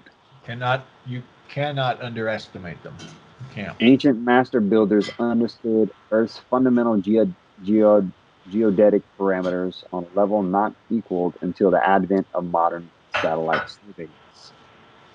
Oh, how do we know that? Look at Well, that. Look at that picture of this is a book I'm reading right now called The Orion Mystery. It's a picture of those pyramids. mhm, That is the layout of the constellation of Orion. mhm. Even the smaller star and the smaller pyramid offset to the southwest. There's something of these two things. And that was one of the things this author unveiled and had a lot of trouble getting mainstream academics to consider when he was making astronomical connections. And his whole thing was, if these match the Orion belt, then I need to assess all of the pyramids and other structures around this area, and all of those started to line up with other astronomical parts. So this whole thing is a map of that part of the sky, which is really interesting. That is very interesting. Yeah. All right, so this is the Giza Plateau. I never realized, man, like how huge these pyramids must be. I bet it's a pretty impressive sight to see in person because look at how small these people are around it. Yeah, man. Dude, I want to That, go, man. We need to that's go. We need to that's try to. we need we need to go. We need to take some shrooms with us. Hmm. Go to the pyramids at night and just trip balls while we think about why these things were built. Yeah. So this is the what? How do you say this pyramid? The Cheops. I don't know. Cheops. Cheops pyramid. I don't know why I screenshotted that, but that's just a cool image of them. And here he's going to break down how the Great Pyramid is a scale model of the Earth at a ratio of 1 to 43,200, which is that 432 number once again. Hmm. So he starts off by explaining, let's see, I don't have any notes on this. I do. I do. And the All right. parallels and So, meridians. all right. I'll let you pull up the image you describe. So, Yes, yes. So, the Great Pyramid is a model of the northern hemisphere of the Earth, scaled to 1 to 43,200. The, para- the parallel meridian lines are important to understand how they work, to understand more about the pyramids. So let's cover that. The parallels are perfect circles. They go around east to west of the Earth. The meridians are not perfect circles going north and south because of the bulge. The north and south, the meridians are more of an oval. So as you're moving toward the North Pole, the Earth is actually flattening. So you have to travel further to traverse a degree of arc the closer you get to the North Pole. So the meridian line from 0 to 1 degrees, starting from the equator going up, is 68.703 miles.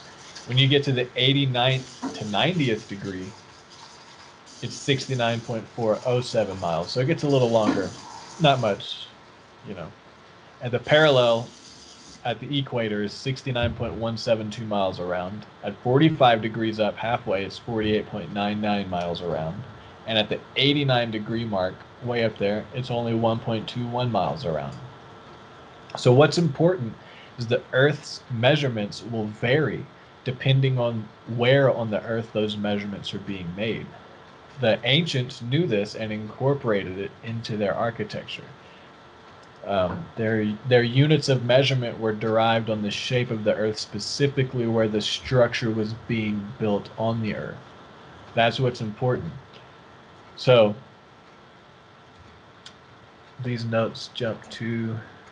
I'm just showing the images to kind of go along with it. So you describe here we have all right. The distance between two meridian lines at the equator will be a greater distance apart than two meridian lines at the North Pole due to the shape of the Earth and the bulging effect. It gives us the orbital stability. This shows just like a top-down view from the North Pole of you have your parallel lines, which are perfect circles, but then you have your meridian lines as well, which are the lines coming basically from the outer edge of the circle towards the center, making a radius more or less. This is just a table from the Smithsonian of the length of degrees, the length of 1 degree at the meridian.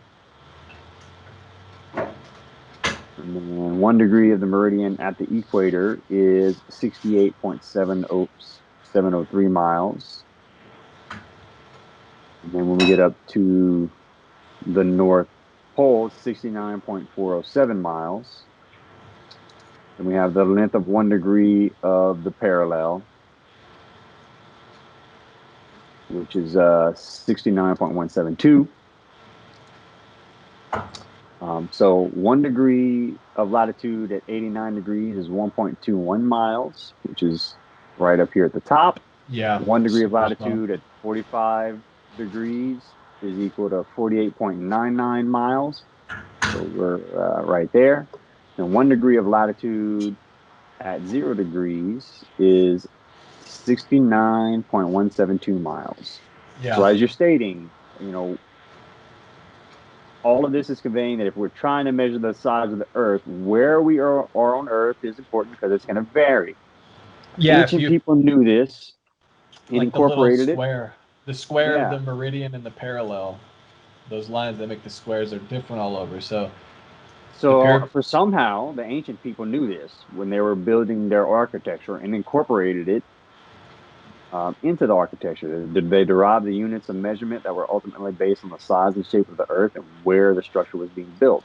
Yeah. And that goes for the Parthenon. That goes for multiple ones. So I'm going to read through these notes I took on that. Yeah. And I'm just going to read through because it's kind of hard to remember. I'm just going to read through. So there's a random part about the Sphinx in the middle, but this is interesting. It would connect. So the Sphinx, minimum of 20,000 years needed to show the water erosion. The Sphinx has water erosion on it. So according to the calculations, it would take 20,000 years of consistent water flow to make the same erosion that we see on the Sphinx. So it would require a climate with a rainfall of 45 inches a year. The Sphinx is traditionally said to be 4,000 years old. In that 4,000 year span, there's been no rain in the desert. So the real date of the Sphinx is tens of thousands of years older, because they said that it was sand erosion is the mainstream claim. Sand erosion that eroded the Sphinx, wind and sand blowing it, blah, blah, blah, blah. But sand erodes differently. It causes pits in the rocks. And there's no pits on the Sphinx. It's water erosion. So there's a difference there. Which brings up the question as to how old the pyramids really are, because the traditional claim is that they belong to Cheops, or Cheops. Were built, the original claim they belonged to Cheops, but were built by Snefru, his father or something, in the 4th dynasty. That's still not fact. It's based on inscriptions that were found inside one of those pyramids 1,200 years after the supposed building date. So like at the beginning of the 5th dynasty, someone inscribed something in there saying it belonged to Cheops, and that's the mainstream claim, that they were belonging to this guy. There's really still no evidence they belong to him. So that's what I was saying earlier about how the mainstream science and evidence is as true as the alternative, and the alternative is actually more true because it's actually considering the evidence there. Yeah. So the pyramids were encased in a white stone, and they've been stripped off. It shows the limestone underneath. So the original casing stone at the base of the pyramid was at 51 degrees. So they can find the original slope and height of the pyramid, that outer layer. The socle is like a little platform under the pyramid. You can count the socle or not. Yeah, there you go. That red thing is the socle. The base that the stone sits on, the foundation, is 1 cubit or 20.8 inches out and 55 inches thick, and sits directly on the bedrock. You can measure the height of the pyramid with or without the socle. So let me go through those measurements. The perimeter, not including the socle, is 756.081 feet on the south side. The east side is 755.874 feet. The north side is 755.421 feet, and the west is 755.763 feet. A total of 3,023.139 feet. With the socle, the south side is 760.783 feet. East side is 760.900 feet. North side is 760.817 feet. The west side is 759.933 feet, a total of 3,043.433. Measured on top of the socle, it comes to 7/11, a ratio of 7 to 11. Including the socle, it's 481 feet high. So the polar radius is 13 miles short of, what is this, the Earth? Equatorial circle of the Earth. Oh, the polar radius is 13 miles shorter than the equatorial radius. A degree on the equator is longer than the Meridian. Okay, so here we go. At the equator, 1 square degree measures 69.171 miles along the parallel. And from the equator up 1 square degree on the meridian measures 68.7031 miles. 1 square degree on the parallel divided by 60 will give you 1 square minute of latitude and longitude. 1 square minute divided, 1 square minute at the equator or latitude east and west. Yeah, 1 square minute is 6,087.0941 feet. And 1 square minute of longitude north and south at the meridian is 6,045 feet, 0.881. 6,045.881 feet. So if you divide the square minutes by 2, total of 4 1/4 sections, and the latitude east and west is 3,043.547 feet, and longitude north and south is 3,022.940 feet. Total perimeter of the Great Pyramid, not including the socle, is 3,043.433 feet. And the total perimeter, including the socle, equals 3,023.139 feet. So that's how the meridian and longitude comes into play, because if you divide the meridian measurement of 68.731 miles and the parallel measurement of 69.171, if you divide that by 60 to get a minute of arc, then you're left with those number of feet. And then if you divide those by 2, you get the measure of the perimeter of the pyramid. So their fractal nature of their position on the Earth, it's a parallel meridians. And if you take the height of the pyramid, including the socle, 482.7575 feet times 43,200, its scale size relative to the northern hemisphere of the Earth, you get 20,855,124, or 3,949.834 miles. The World Grid Survey of 1972 polar radius of the Earth is 3,949.8934 miles. So these motherfuckers encoded the shape of the Earth, including its bulge, and in the pyramids. Into the pyramids. So the this Great Pyramid. Yeah, so this is the really interesting part right here about the pyramids and the meridian and longitude and all that. So every half second, the Earth turns. Every half second, the Earth turns. The Earth will turn the distance equal to one side of the base of the Great Pyramid, measured with the socle. This half second is 1/172,800th part of the diurnal rotation, as it's called. 1/43,200th part of the diurnal rotation is 2 seconds of a spin. In this 2 seconds, the Earth spins the distance equal to the total perimeter of the pyramid measured with the socle, and that's specific to its position on the Earth, meridian and parallel, longitude and latitude.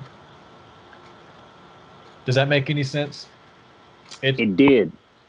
It's a lot of like large numbers, but basically every 2 seconds, the Earth spins the distance of the perimeter of the pyramids, more specifically relative to where it is on the Earth with the latitude and longitude, because the other pyramids are kind of measured the same. The height I know we just went through. Go ahead.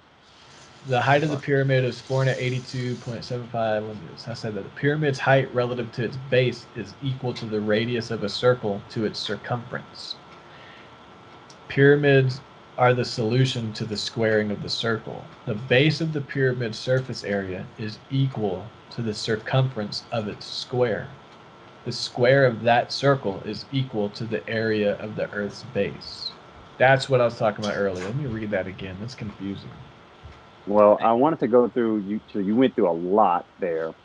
I wanted to go through, give some images to give context. It's hard to like visualize all that. Yeah, I just wanted to cover that, and then we can go back and unpack it with the pictures. But basically, the idea is that the meridian, the latitude, longitude, and parallel is different everywhere on Earth because the Earth is not a perfect sphere. Right. And the pyramids built in their specific spot are built in accordance to those specific measurements on that spot. And you can see that, or you can measure it in every half a second, the Earth travels the distance of one side of the pyramid, basically, and every 2 seconds travels the distance of the whole perimeter. That's crazy, man. That is crazy. That is insane math to do way back in the day. Yeah.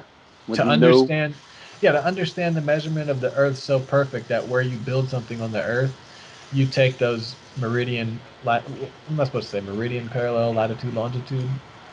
Wherever you build it on the Earth, you take those latitude, longitude, relative measurements and incorporate it into your. That's insane. It is insane to think about, like that they were able to accomplish that, probably over 4,000 years ago, right? Oh, definitely over 4,000 years ago. Well, I say probably because, we talk about the mainstream thought around that. Yeah, let's get some pictures for context. We'll go back and kind of unpack it a little bit. Yeah. This was the quote from William R. Fix talking about the history of man may be far longer and stranger than we think. The Great Pyramid may indeed not fit in with what we believe about the past and the nature of the world. Thousands of years ago, someone measured the Earth with remarkable accuracy and recorded this information in the dimensions of the largest and possibly oldest stone building on the planet. And then just have some notes. You've already talked about this, so I won't talk about it again, about how the pyramids are known to be 4,200 years old, but they redated the Sphinx and do the water erosion on it. considering it's been in an area of the desert that hasn't had rain for 4,000 years, it's it's uh it's pretty obvious that the Sphinx is probably older than that. And it would have taken the Sphinx up to 20,000 years in certain climates to achieve that type of erosion. And So it could be, the only time we had that climate in that area of the world was after the Great Deluge, when it was right. years and years and years of fucked up storms and climate change and floods and water just rushing and rushing and rushing. And Yep. then all that cleared up, and now that's desert, because I think they understand that the Sahara Desert and all that used to be lush greenery Yeah, it way used back to in the be, day. but way, way, way, way back in the day. Way back in the day. Um, so it's important to kind of talk about that you were talking a lot about the measurements of the pyramid, and it's important to highlight that it was once covered in white limestone casing stones. And according to Arabic tradition, this outer casing was completely covered in hieroglyphs. A great Mm. earthquake loosened that limestone and allowed them to wiggle the limestone off to use for the buildings destroyed in Cairo. Mm. So probably one of the worst mistakes of humanity right there, right? Like taking that such important part of history and Yeah. using it to rebuild that destroyed city. Which Yeah. I get, you And have to do what you got to do at the time, but like this, who knows what kind of information we could have found on those hieroglyphs and things like that, right? yeah, man. Yeah. Be- So then, okay, go ahead. well, you're talking about information found. That book I'm reading on the pyramids right now, um, there's another pyramid, the small pyramids next to those little small ones. They wanted to go inside. This was in like the late 1800s. They wanted to go inside and explore, but the guy who was in charge of that whole thing, he was like, "There's nothing in there. You're not gonna." He was really dismissive. There's nothing in there. You're not gonna find it. No, I don't want to. No, I don't want to.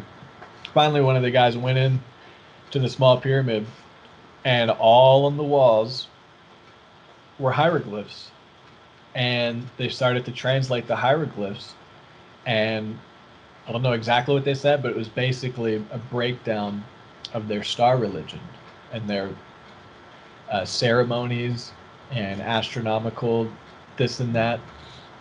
So there's all kind of mainstream academics that don't want to go in and look for stuff because they don't think anything's there.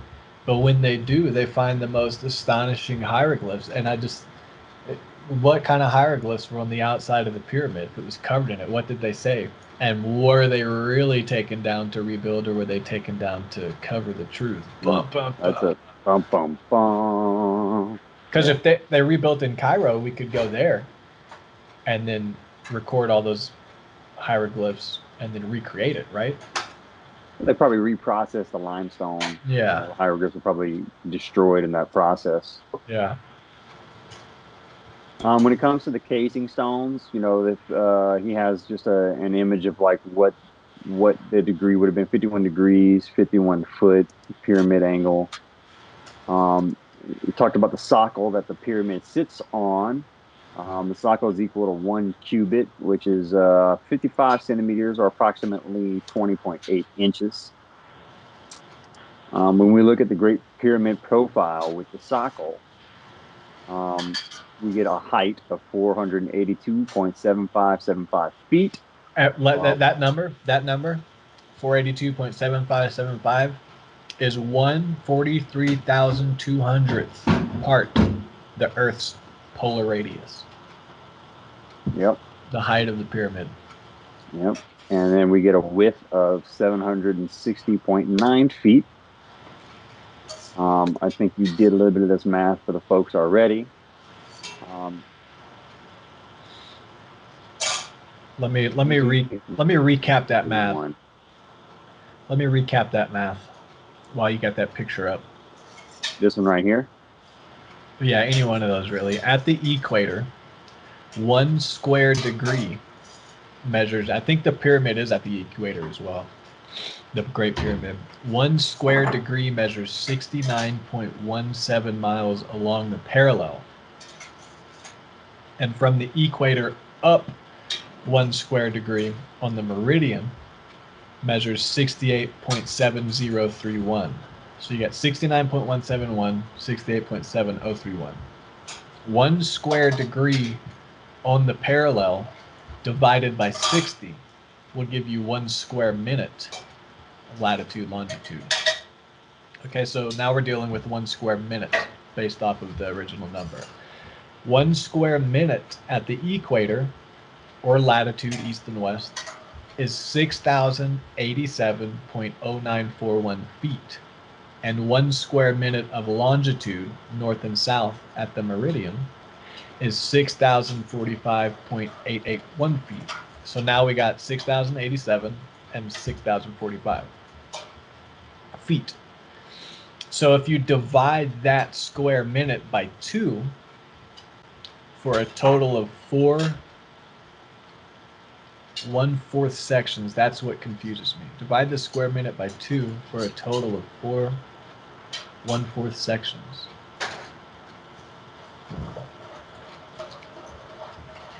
Okay, so I guess this is the image associated with what you're talking about right now. Yeah, okay, yeah, leave that up. So if you divide the square minute by 2, and you can, well, I guess divide it by 4 to get 1/4 sections. The latitude east and west is 3,043.547 feet. Look at that. That's not the pyramid measurement. I mean, it is, but I'm talking about the latitude, longitude measurement of the Earth at the pyramid's position on the Earth. Mm-hmm. Latitude east and west is 3,043.547 feet.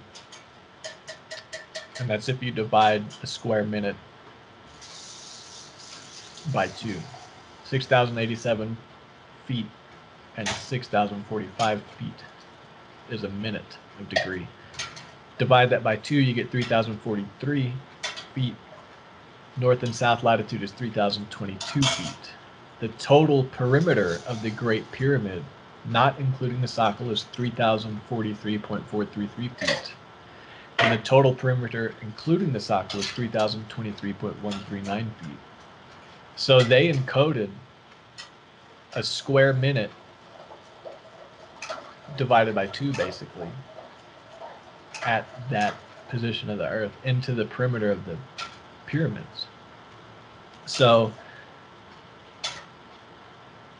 when every half second the Earth turns, the Earth will turn the distance equal to one side of the base of the Great Pyramid. So to make it around I guess that's the 1/4 of the total minute. It makes sense. Yeah, one side of the pyramid travels half of the square minute. And then minute of the cycle.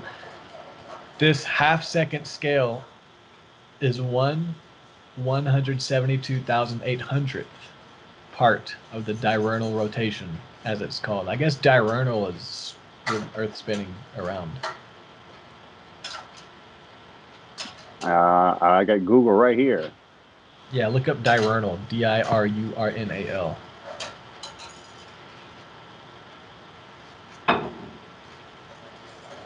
Of or during the day, daily of each day. So it just means the rotation of the Earth. Yeah, a day rotation.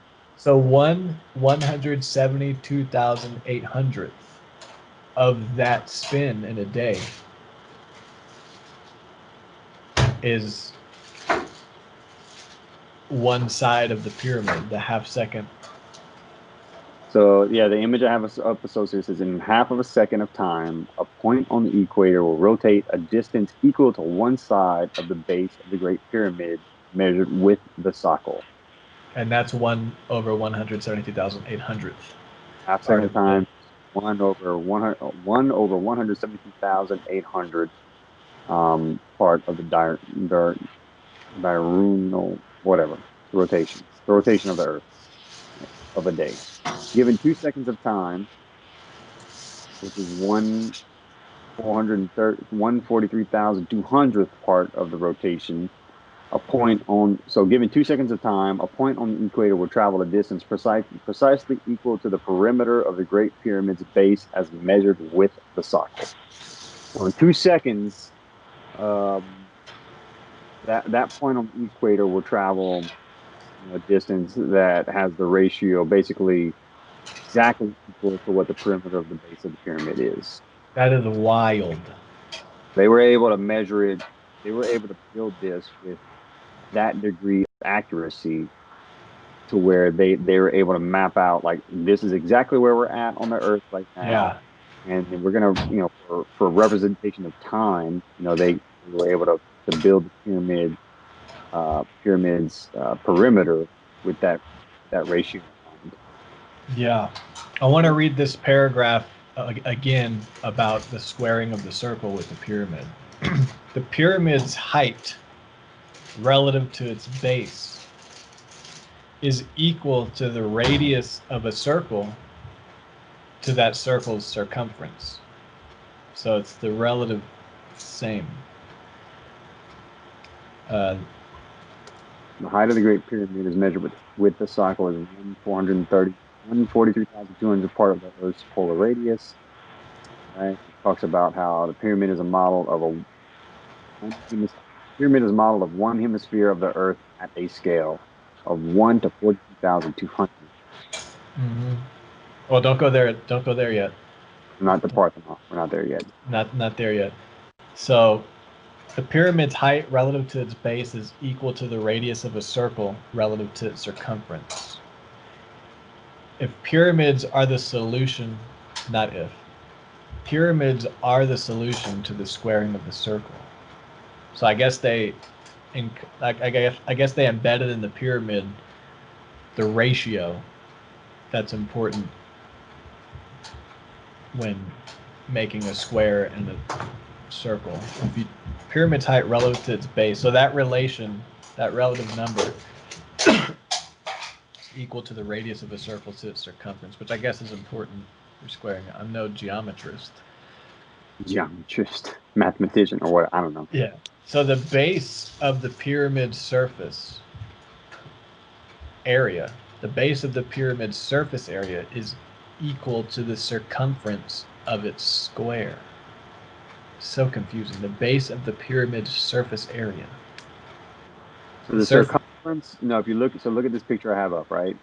That's Stonehenge right there. Stonehenge intersects the moon, and the Earth is the inner ring, and then the moon. The Earth and the moon like that is about Stonehenge. I want to get to that. No, this is still pyramid based. But that Earth and moon comes up again when he starts breaking down Stonehenge. It does, and it just lends itself to like what we're going to talk. It lends itself to what we were saying, like all these ancient civilizations were building these megalithic structures around the same time with the same cosmic measurements in mind, right? With the scale of the Earth, the relationship of the Earth and the moon, the relationship of the moon and the sun. But yeah, I didn't mean to derail you, but go ahead. Last sentence right here. It's just like so complicated. The It is pyramid, complicated. the surface area of the pyramid's base is equal to the circumference of its square. The square of that circle is equal to the area of the Earth's base. So confusing. That is confusing to me. My brain struggles to make sense of that. Yeah. All right, so let's see. Is there any visuals we need to recover to kind of help put that in perspective? So I stopped right here at the casing stones. Yeah, keep going. We showed the sockle. Yeah, keep going. Right? We showed this is the measurement of the width and height of the Great Pyramid. Oh, leave it right there. Leave it right there. The pyramid's height relative to its base is equal to the radius of a circle to its circumference. So 482.7575 relative to 760 is the same as any circle's radius to its circumference. Okay, go to the next picture. All right. So the next picture is showing that, all right, so measuring from the top of the bottom to the pyramid, without the sockle, right there is 481. Um, if you took, and then if you measured the base of the pyramid, like this is basically not counting the sockle. So if you measure the base of the pyramid's width, not counting the sockle, you roughly lose about 5 feet, right? So it's 755.85 feet. When you look at that, when you take 755.85 divided by 481, you get 11 over 7. This is, I don't know what that is. This is an illustration of that perimeter that we were just talking about on top of the sockle. So this is not counting, that blue line is not counting the sockle. So in these images, when you see that blue line, that's not the sockle. That's just the pyramid itself. The sockle is just that foundation it sits upon. And then here, when you see the red line in these images, that is with the sockle. The sockle and without the sockle is very interesting. Let me find that note. All right. So then if we look at the measurements, this is basically the pyramid just sitting on top of the sockle without the sockle. You have, the north facing side is 755.421. The east facing side is 755.874. The side facing the south is 756.081. And the side facing the west is 755.763. For a total perimeter of 3,023.139 feet. Yeah, so check this out. Check this out. Check this out. Hold So, on, all right, go ahead. With and without the sockle is the one minute of degree at the equator is 6,087 feet. You divide that by 2, you get 3,043. And that is the perimeter of the pyramid with the sockle. Yes, so with this image right here. Yeah, with the sockle, that encodes a square minute at the equator. Without Into that, and I think I have some images to show that minute relationship that we're talking about at the equator. Okay, so sorry, that's not including the sockle. The pyramid without the sockle is 1 square minute at the equator. The pyramid with the sockle is 1 square minute at the meridian.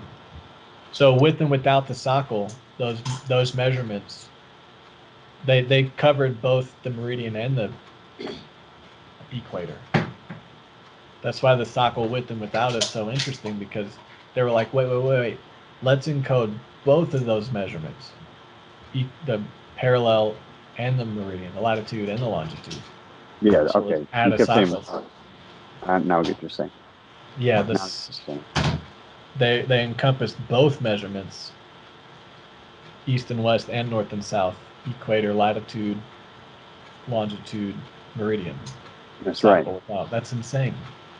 All you need to do is one. Just do one. We'll be impressed. Why'd they do 2? And if they like super impressive.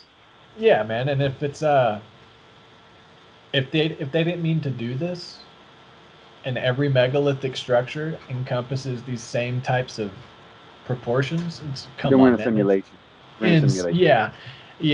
There's no way to not be impressed by these numbers, whether it's horse shit or not. It's insane. It's either insane that they did this, or insane that they did it by accident. Yes. So 3,043 is the perimeter. So without the sockle, 3,023.139. With the sockle, 3,043.433. Oh wait, I had it backwards. Yeah, with the sockle. With the sockle is the latitude, east and west. Without the sockle is the longitude, north and south. 79. So this is just another, I think this is the same image I had earlier. Sorry. I think I'm repeating images here. Yeah. So let me go on. Yeah, we looked at that one. All right. So this is one that we looked at, and these are, I think, different people, calculating the height of the Great Pyramid. Um, so it looks like the one that Randall highlighted right there at the bottom Can you make is the that bigger? Cole height. Yeah, I can.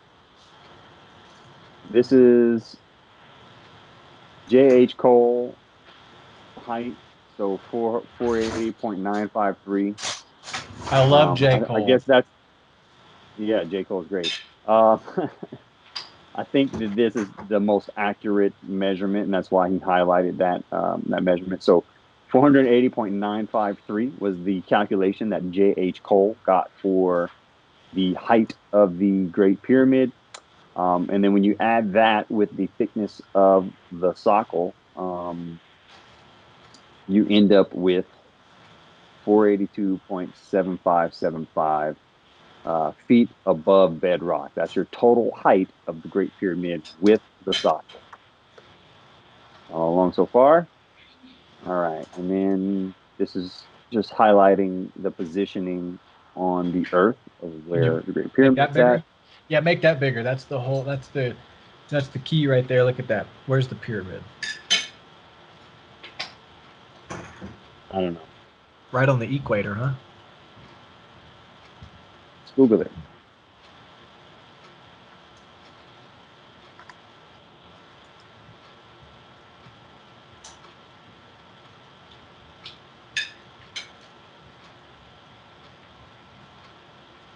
Mm, I think it's right at the pyramid.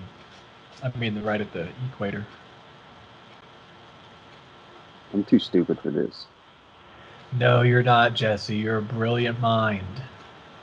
I don't think it's at the equator then, because Egypt's in Cairo's right here. So it's like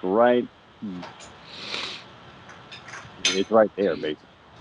Um, by the Mediterranean Sea. So it's actually up here. Okay.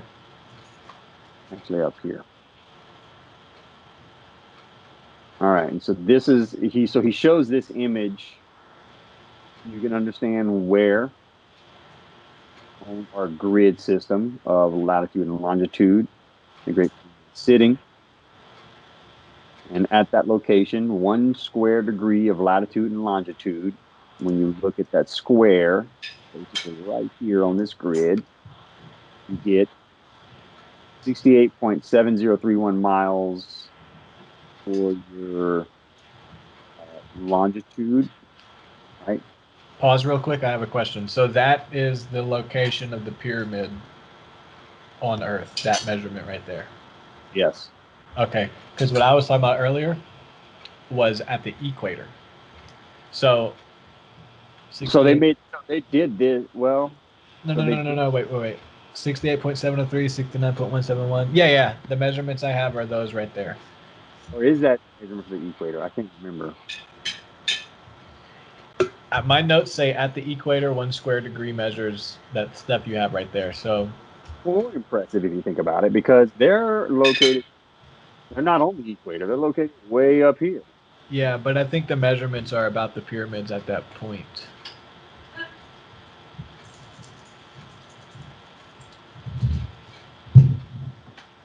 I'm gonna move on to that out. Yeah. So figure out which one that is, and I'll just kind of keep going and breaking it down further. And then I'll probably have to call it after we finish explaining the pyramid. Yeah.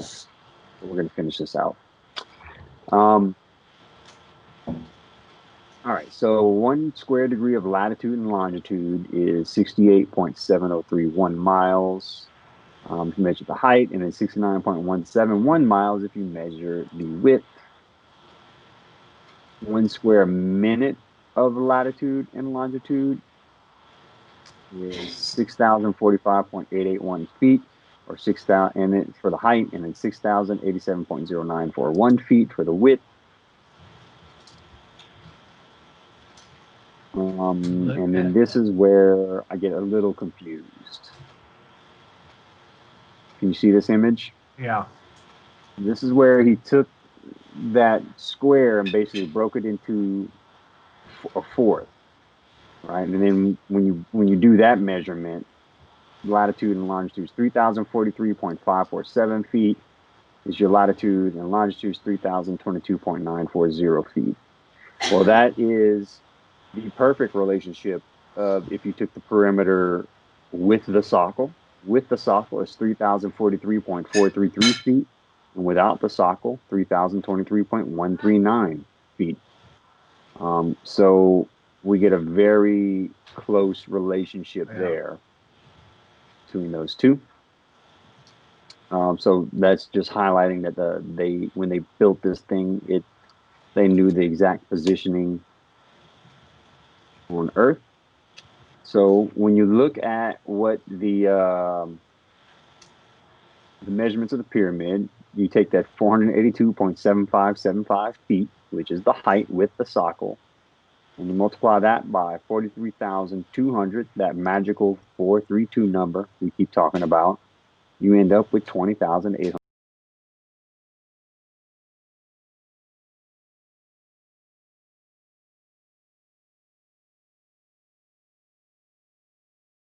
The measurement from our satellite is GRS 80, 3,949.8934. So they were able to build a scale of the Earth at a 1 to 43,200 ratio, without the use of any technology that we have nowadays, which is extremely impressive. No satellites, anything like that. It's even more impressive if they didn't mean to do it. And the difference between the Great Pyramid and that WGS 80 or WGS 72 satellite was 313 feet.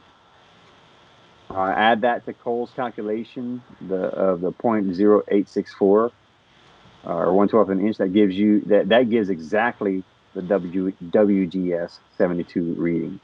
So like they were basically directly on point with the measurement of the Earth. It's crazy, man. And this is just talking about that measurement, Cole's height plus the socle once again. And then let's see, 43,200 seconds. What is this talking about? Oh, he's just highlighting the importance of the 432. So 43,200 seconds at the hemisphere at the equinox. What does that refer to, Dylan? Hemisphere at the equinox. I don't know. Can you make that image bigger? Yeah, of course. 43,200 seconds. Hemisphere. What is the equinox? The vernal equinox? Yes, the vernal equinox. Shit, I don't know what that means. 433,000 miles / solar radius. 432,000 miles. What's a solar radius? That's 720 minutes. Which might be 43,200 seconds. That's half a day. So basically, that's what that's highlighting. 43,200 seconds is half a day. It's 12 hours. So, Interesting. But he's basically just highlighting that relationship of 432, right? That popped up in that is the miles. That's your solar radius, right? So that's the sun's radius, 432,000 miles. That's the number of years that was highlighted in the Kali Yuga. That's the number of years that we saw in the Sumerian kings list, right? So all these ancient cultures are using this sacred number of 432 or 432,000 in their measurements of their great megalithic structures. And we already talked about this kind of beat it into the ground, but in half a second of time, a point on the equator will rotate a distance equal to one side of the base of the Great Pyramid measured with a socle. Given 2 seconds of time, that point of the equator will travel a distance precisely equal to the perimeter of the Great Pyramid's base as measured with the cycle. So we have that time relationship once again. This is some more geodetic data. Let's see. Can you make that bigger? Yeah, I'm not sure what he was showing right here. I didn't have notes on it. Ellipsoids in use throughout the world. An ellipsoid. Oh, what's an ellipsoid?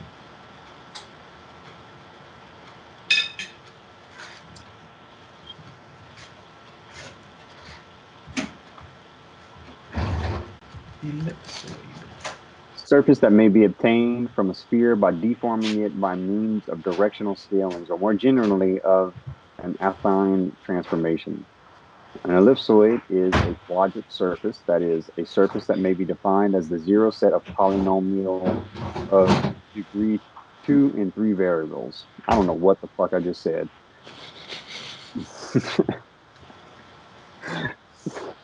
So yeah, I don't know what this image was referring to, but Bring it up. I do see the two satellites on there, so I'm guessing that he is basically highlighting this and this, which is the equatorial radius that was calculated with those satellites, which is 20,925,597 miles. I'm sorry, feet. With the 72 sets, the satellite from 1972, and then 20,925,604 feet with the satellite from 1980. And then we have the same thing for the polar feet, where we have the two measurements from those two satellites. Right. Okay, that's all the different. And then that polar radius that's divided by 43,200. Well, look at this. That is the height of the pyramid. Yeah, height of the pyramid. The ancients were super, super accurate.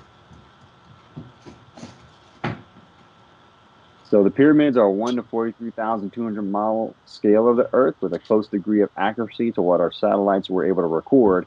And then you also have to take into account that the Earth is constantly changing by up 300 to 400 feet per year.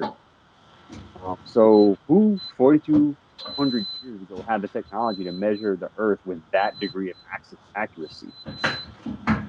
If the pyramid is much older than 4,200 years, then we know there could have been some ancient civilization that we don't know about that had some significant knowledge some 10,000 plus years ago in the days of the Cro-Magnon man. So before modern humans. I want what they were smoking. Me too, man. How do I have this?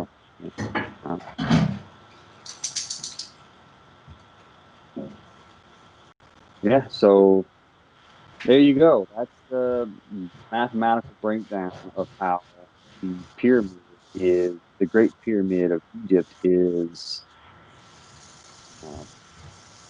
literally a scale of the Earth.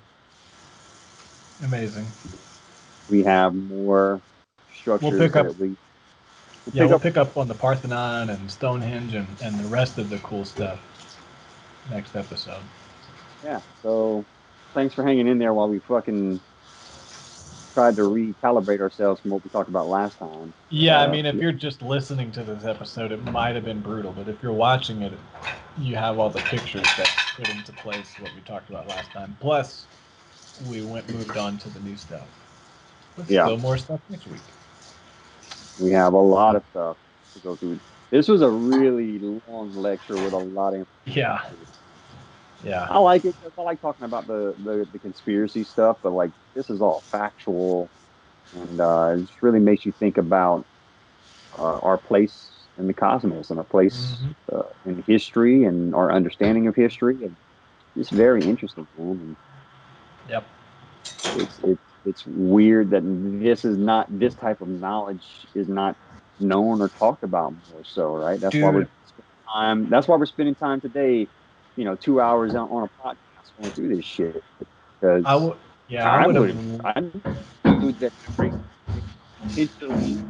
Wait, say that again. Say that again. You broke up. Said I never would have known that the Great Pyramid could potentially be scale model of the Earth, right? Among its many other representations that that you're talking about in that book that you're reading. Yeah, I mean, a lot of people think that the pyramid was just an equilateral triangle. Yeah, They which don't. for job like it seems to have a lot more encoded in its construction. Mhm. And if you think about it, if they were trying to like be this information for civilizations to pick up on thousands and thousands of years down the road, they did a pretty damn good job by building this megalithic structure that's withstood the test of time. Yeah, I mean, it You allegedly can survive survived these the Great Deluge, I guess. great deluge. That earthquake that happened in Cairo, that massive earthquake that Mhm. loosened the outer layer, survived that. So they did a pretty damn good job trying to preserve this sacred knowledge. So cool stuff, man. I agree. Sorry for if it took us a little while to get on track there, but hopefully the images made it a little bit more appeasing this time around. Yeah, definitely. I like the screen share. I like that. I'm Yeah, gonna capture screenshots and this and that and yada yada. I might even put them on my background and get a little stick, point around like that. there you go. Now we're getting creative. Two Cool, and a man. half hours, man. We crushed it. Thanks, everybody. Go to my website, dylancrozier.com. I'm updating stuff if you want to see the music and whatever I'm involved in. I don't have to tell you all kind of stuff every week. I'll just go to my website. It's all on there. DylanCrozier.com. Yeah, I just wrote a new blog about mixing the three essentials for studio beginners. If you're starting your own studio or whatever, check it out uh, on my website. Don't make the same mistake I did starting your studio. I will have to read that. Yeah, wait till I put Google ads and then go to it and click on the ads, dude. I'll I'll give you look you twenty up, bro. percent. I'll give you 20% of all my Google AdSense income if you spend an hour every day clicking all my advertisements on my website. An hour? Just an hour? Okay. Click everything for an hour. I'll just sit there and listen to some music and just blow up your Google ads for you, bro. Yeah, man. All right. All Anything right, you want to bro. plug? Go Goth and new single, Mutilated Genitalia. Was that the name of it? It's rotting genitalia. Rotting Genitalia. Okay. Even grosser. Yeah. Um, yeah, if you want to see some silly shit, my other band's a death metal band. It's more of like a satire thing, but we do a lot of Twitch streams. So go Gotham TV on Twitch. Go check it out. We do 5 different streams a week. My stream's normally on Tuesdays. You can come work out with me with the Kettlebell Killer. I'll provide some cool what we call rituals that you can perform with us and drink some beer along the way. Yeah. My singer Jai does some fun stuff in Sculptor where he's making 3D models and stuff like that. And you can send him videos to react to. We have Eddie that does our drummer that What is does Sculptor? cooking or a Blender, not Sculptor. Blender. It's a program where you can do like I don't know, like auto like I guess like AutoCAD type stuff. Cool. So he does a bunch of art shit there. Our drummer Eddie does cooking shows where he's a chef, so you get to follow him in the kitchen, watch him make something cool.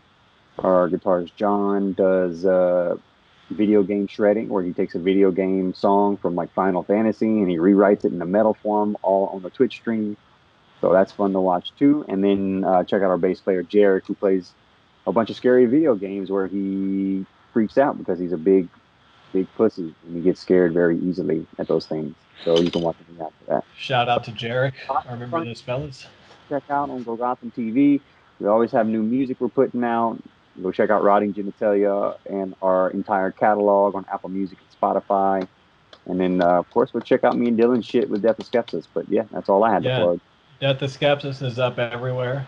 Also, check out our other thing. I was listening to the Metamorphicon record. Hmm. I was gonna remaster it, re-release it, but I overcompressed, so like remastering did nothing. And I was like, you know what? I think I hate myself after listening to the record. I'm ready to do a second record, but that's still a cool record. If you're into that kind of thing, it's a cool record. Yeah, some It's a, good music on it. Yeah, we'll do another record, write some more songs. But I already have my next record. I made I got 8 or 9 beats. I got like 4 or 5 done with lyrics. All I need is you to put, because what I'm gonna do is I'm gonna release the beats, like a minute of each one, and make a beat tape. There you go. And then I'm gonna make the record, which will have lyrics, the full song, live drums, and your guitar layer. So it'll be a step up. So I mean, I know you said you weren't playing music, but if you're back into playing and stuff, I got stuff you can start putting guitars over and whatever, and we can get cracking on a second rap record. I know people are like, oh, you rap, oh, that's so cheesy and stupid. Whatever. Fuck you. Yeah. Yeah, whatever. Fuck you. Yeah, fuck you. We're gonna do what we want. Yeah. Fuck you. Fuck you. Fuck you. Yeah, so that record's called Black Matter Lives by Metamorphicon. I might re-release it as Cool Deal to Conglomerate, but I might have been too high last. Yeah, I might have been too high last night over analyzing it, and I was like, let's just let this one go. But I might, whatever. So check that we did that record as well. Yeah. You liked? Okay. Yeah. Cool. I know a few of the songs, they're just weird, but there's a few of them that are pretty. There's some good ones on there. Yeah. I like Outlier, and I like A Drizzly Night in Brooklyn's probably my favorite. Brooklyn. That's my favorite. Yeah. That's. If you're gonna listen to something on that record, go check that one out. A Drizzly Night in Brooklyn, yeah, for sure. I also like Prison Industrial Complex, the very last one. Yeah, that's a cool one. Check that one out. That was always one of my favorite ones to play on guitar. It's just a fun, little riff. Yeah. Yeah, I'm getting my mandolin. I got that. You saw it, but I was listening to that acoustic CD I did as well. Dylan Crozier. It's called Earth Tone. Mm-hmm. But man, I want to do more mandolin guitar stuff like we were doing before I had moved. I want to get that going again. Figure out how to do it from 2,000 miles away. Well, I know how to record now, so it should be a little fucking easier. Okay. And I can edit and shit. I can make it sound good. Okay. You can crossfade and clip your stuff together. Yeah. Is that what you're talking about? Yeah. Okay. Badass. Yep. Badass. So if y'all are confused about everything we just talked about, just go to dylancrozier.com. Also, Jesse, if you make a website, you can put that stuff on there too, and they can go to either one. We can battle our website, see who wins. I probably should make a website, but I'm not in as many musical projects as you are, so it makes a little bit more sense for you to have one. Yeah. But maybe. Yeah. Maybe for next episode, I'll have a new website you guys can check out. We'll see. Yeah. Word. Awesome episode today, dude. All right. Rock on with the screen sharing and the pictures. Yeah, man. We'll see y'all next Wednesday. All right. Thanks, everybody. Peace.